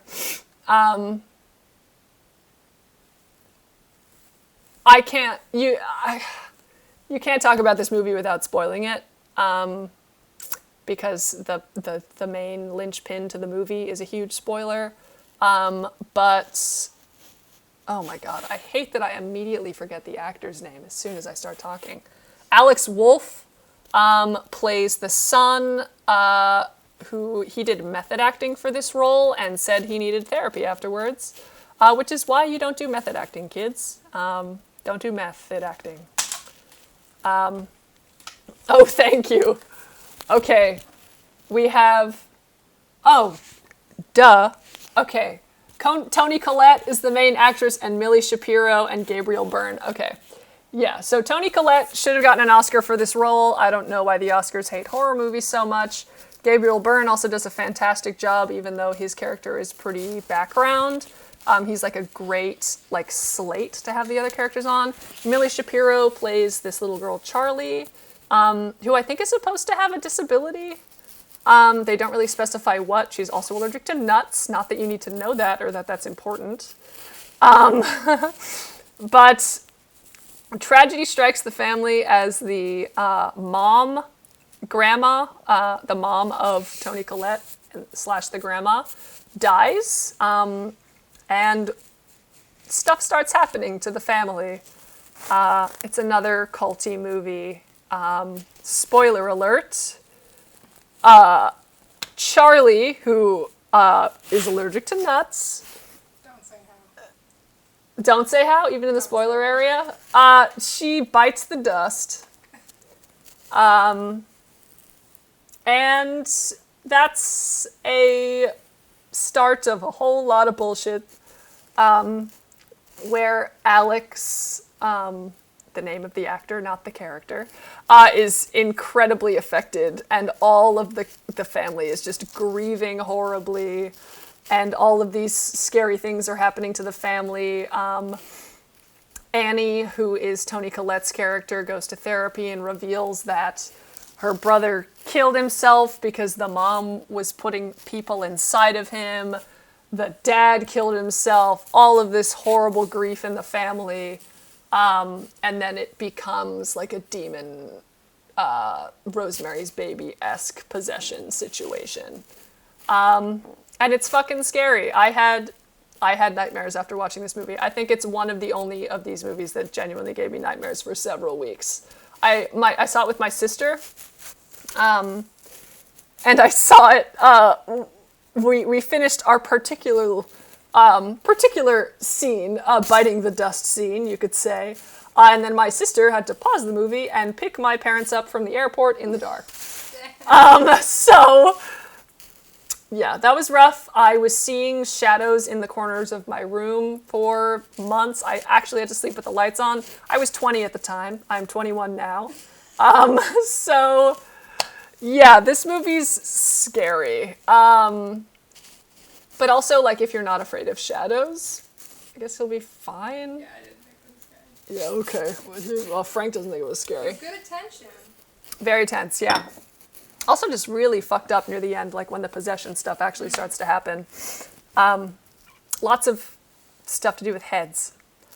But yeah, I would rank Hereditary. I'll put it with Midsommar because I think I liked them equally. I also, disclaimer, both of them were spoiled because I chose to do that. Okay. 3 movies left! Thanks for sticking with me, only person who stayed the whole time, aka the person sitting next to me. And I... Also, what happened right here? So, this movie, Spiral, you might be like, oh, well, isn't that a Saw movie? No, it's also another movie made in 2019, which might be the same year the other Spiral movie came out.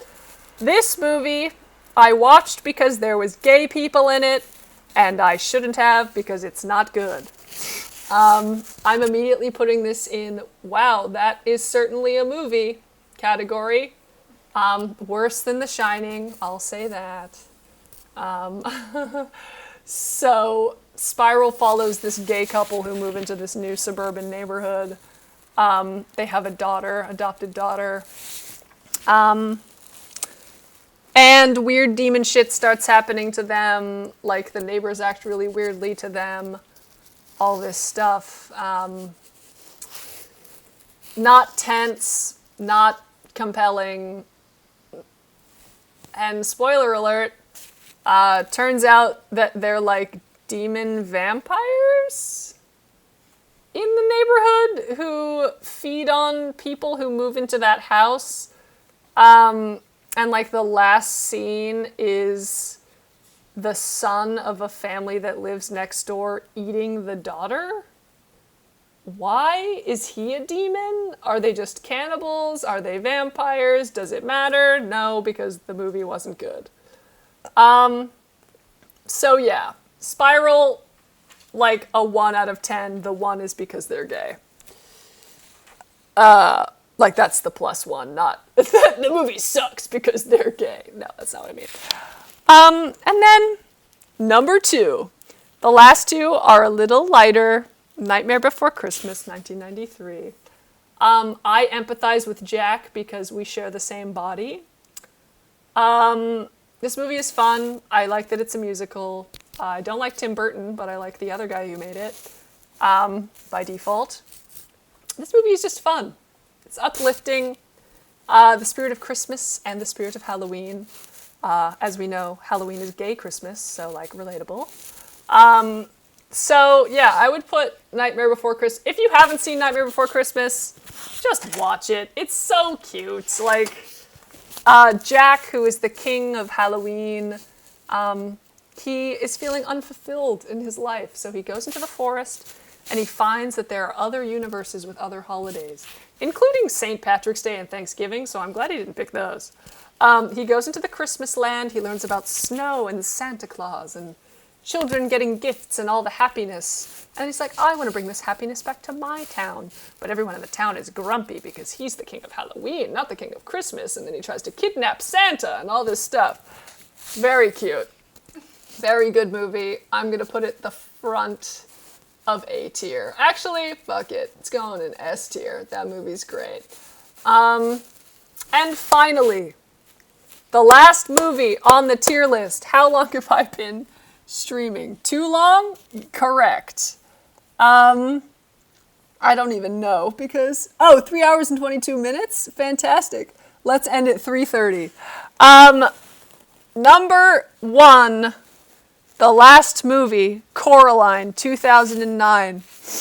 I saw this movie in theaters when I was 8 years old. I don't know why this movie is PG. It shouldn't be. This movie is fucking scary when you're a kid.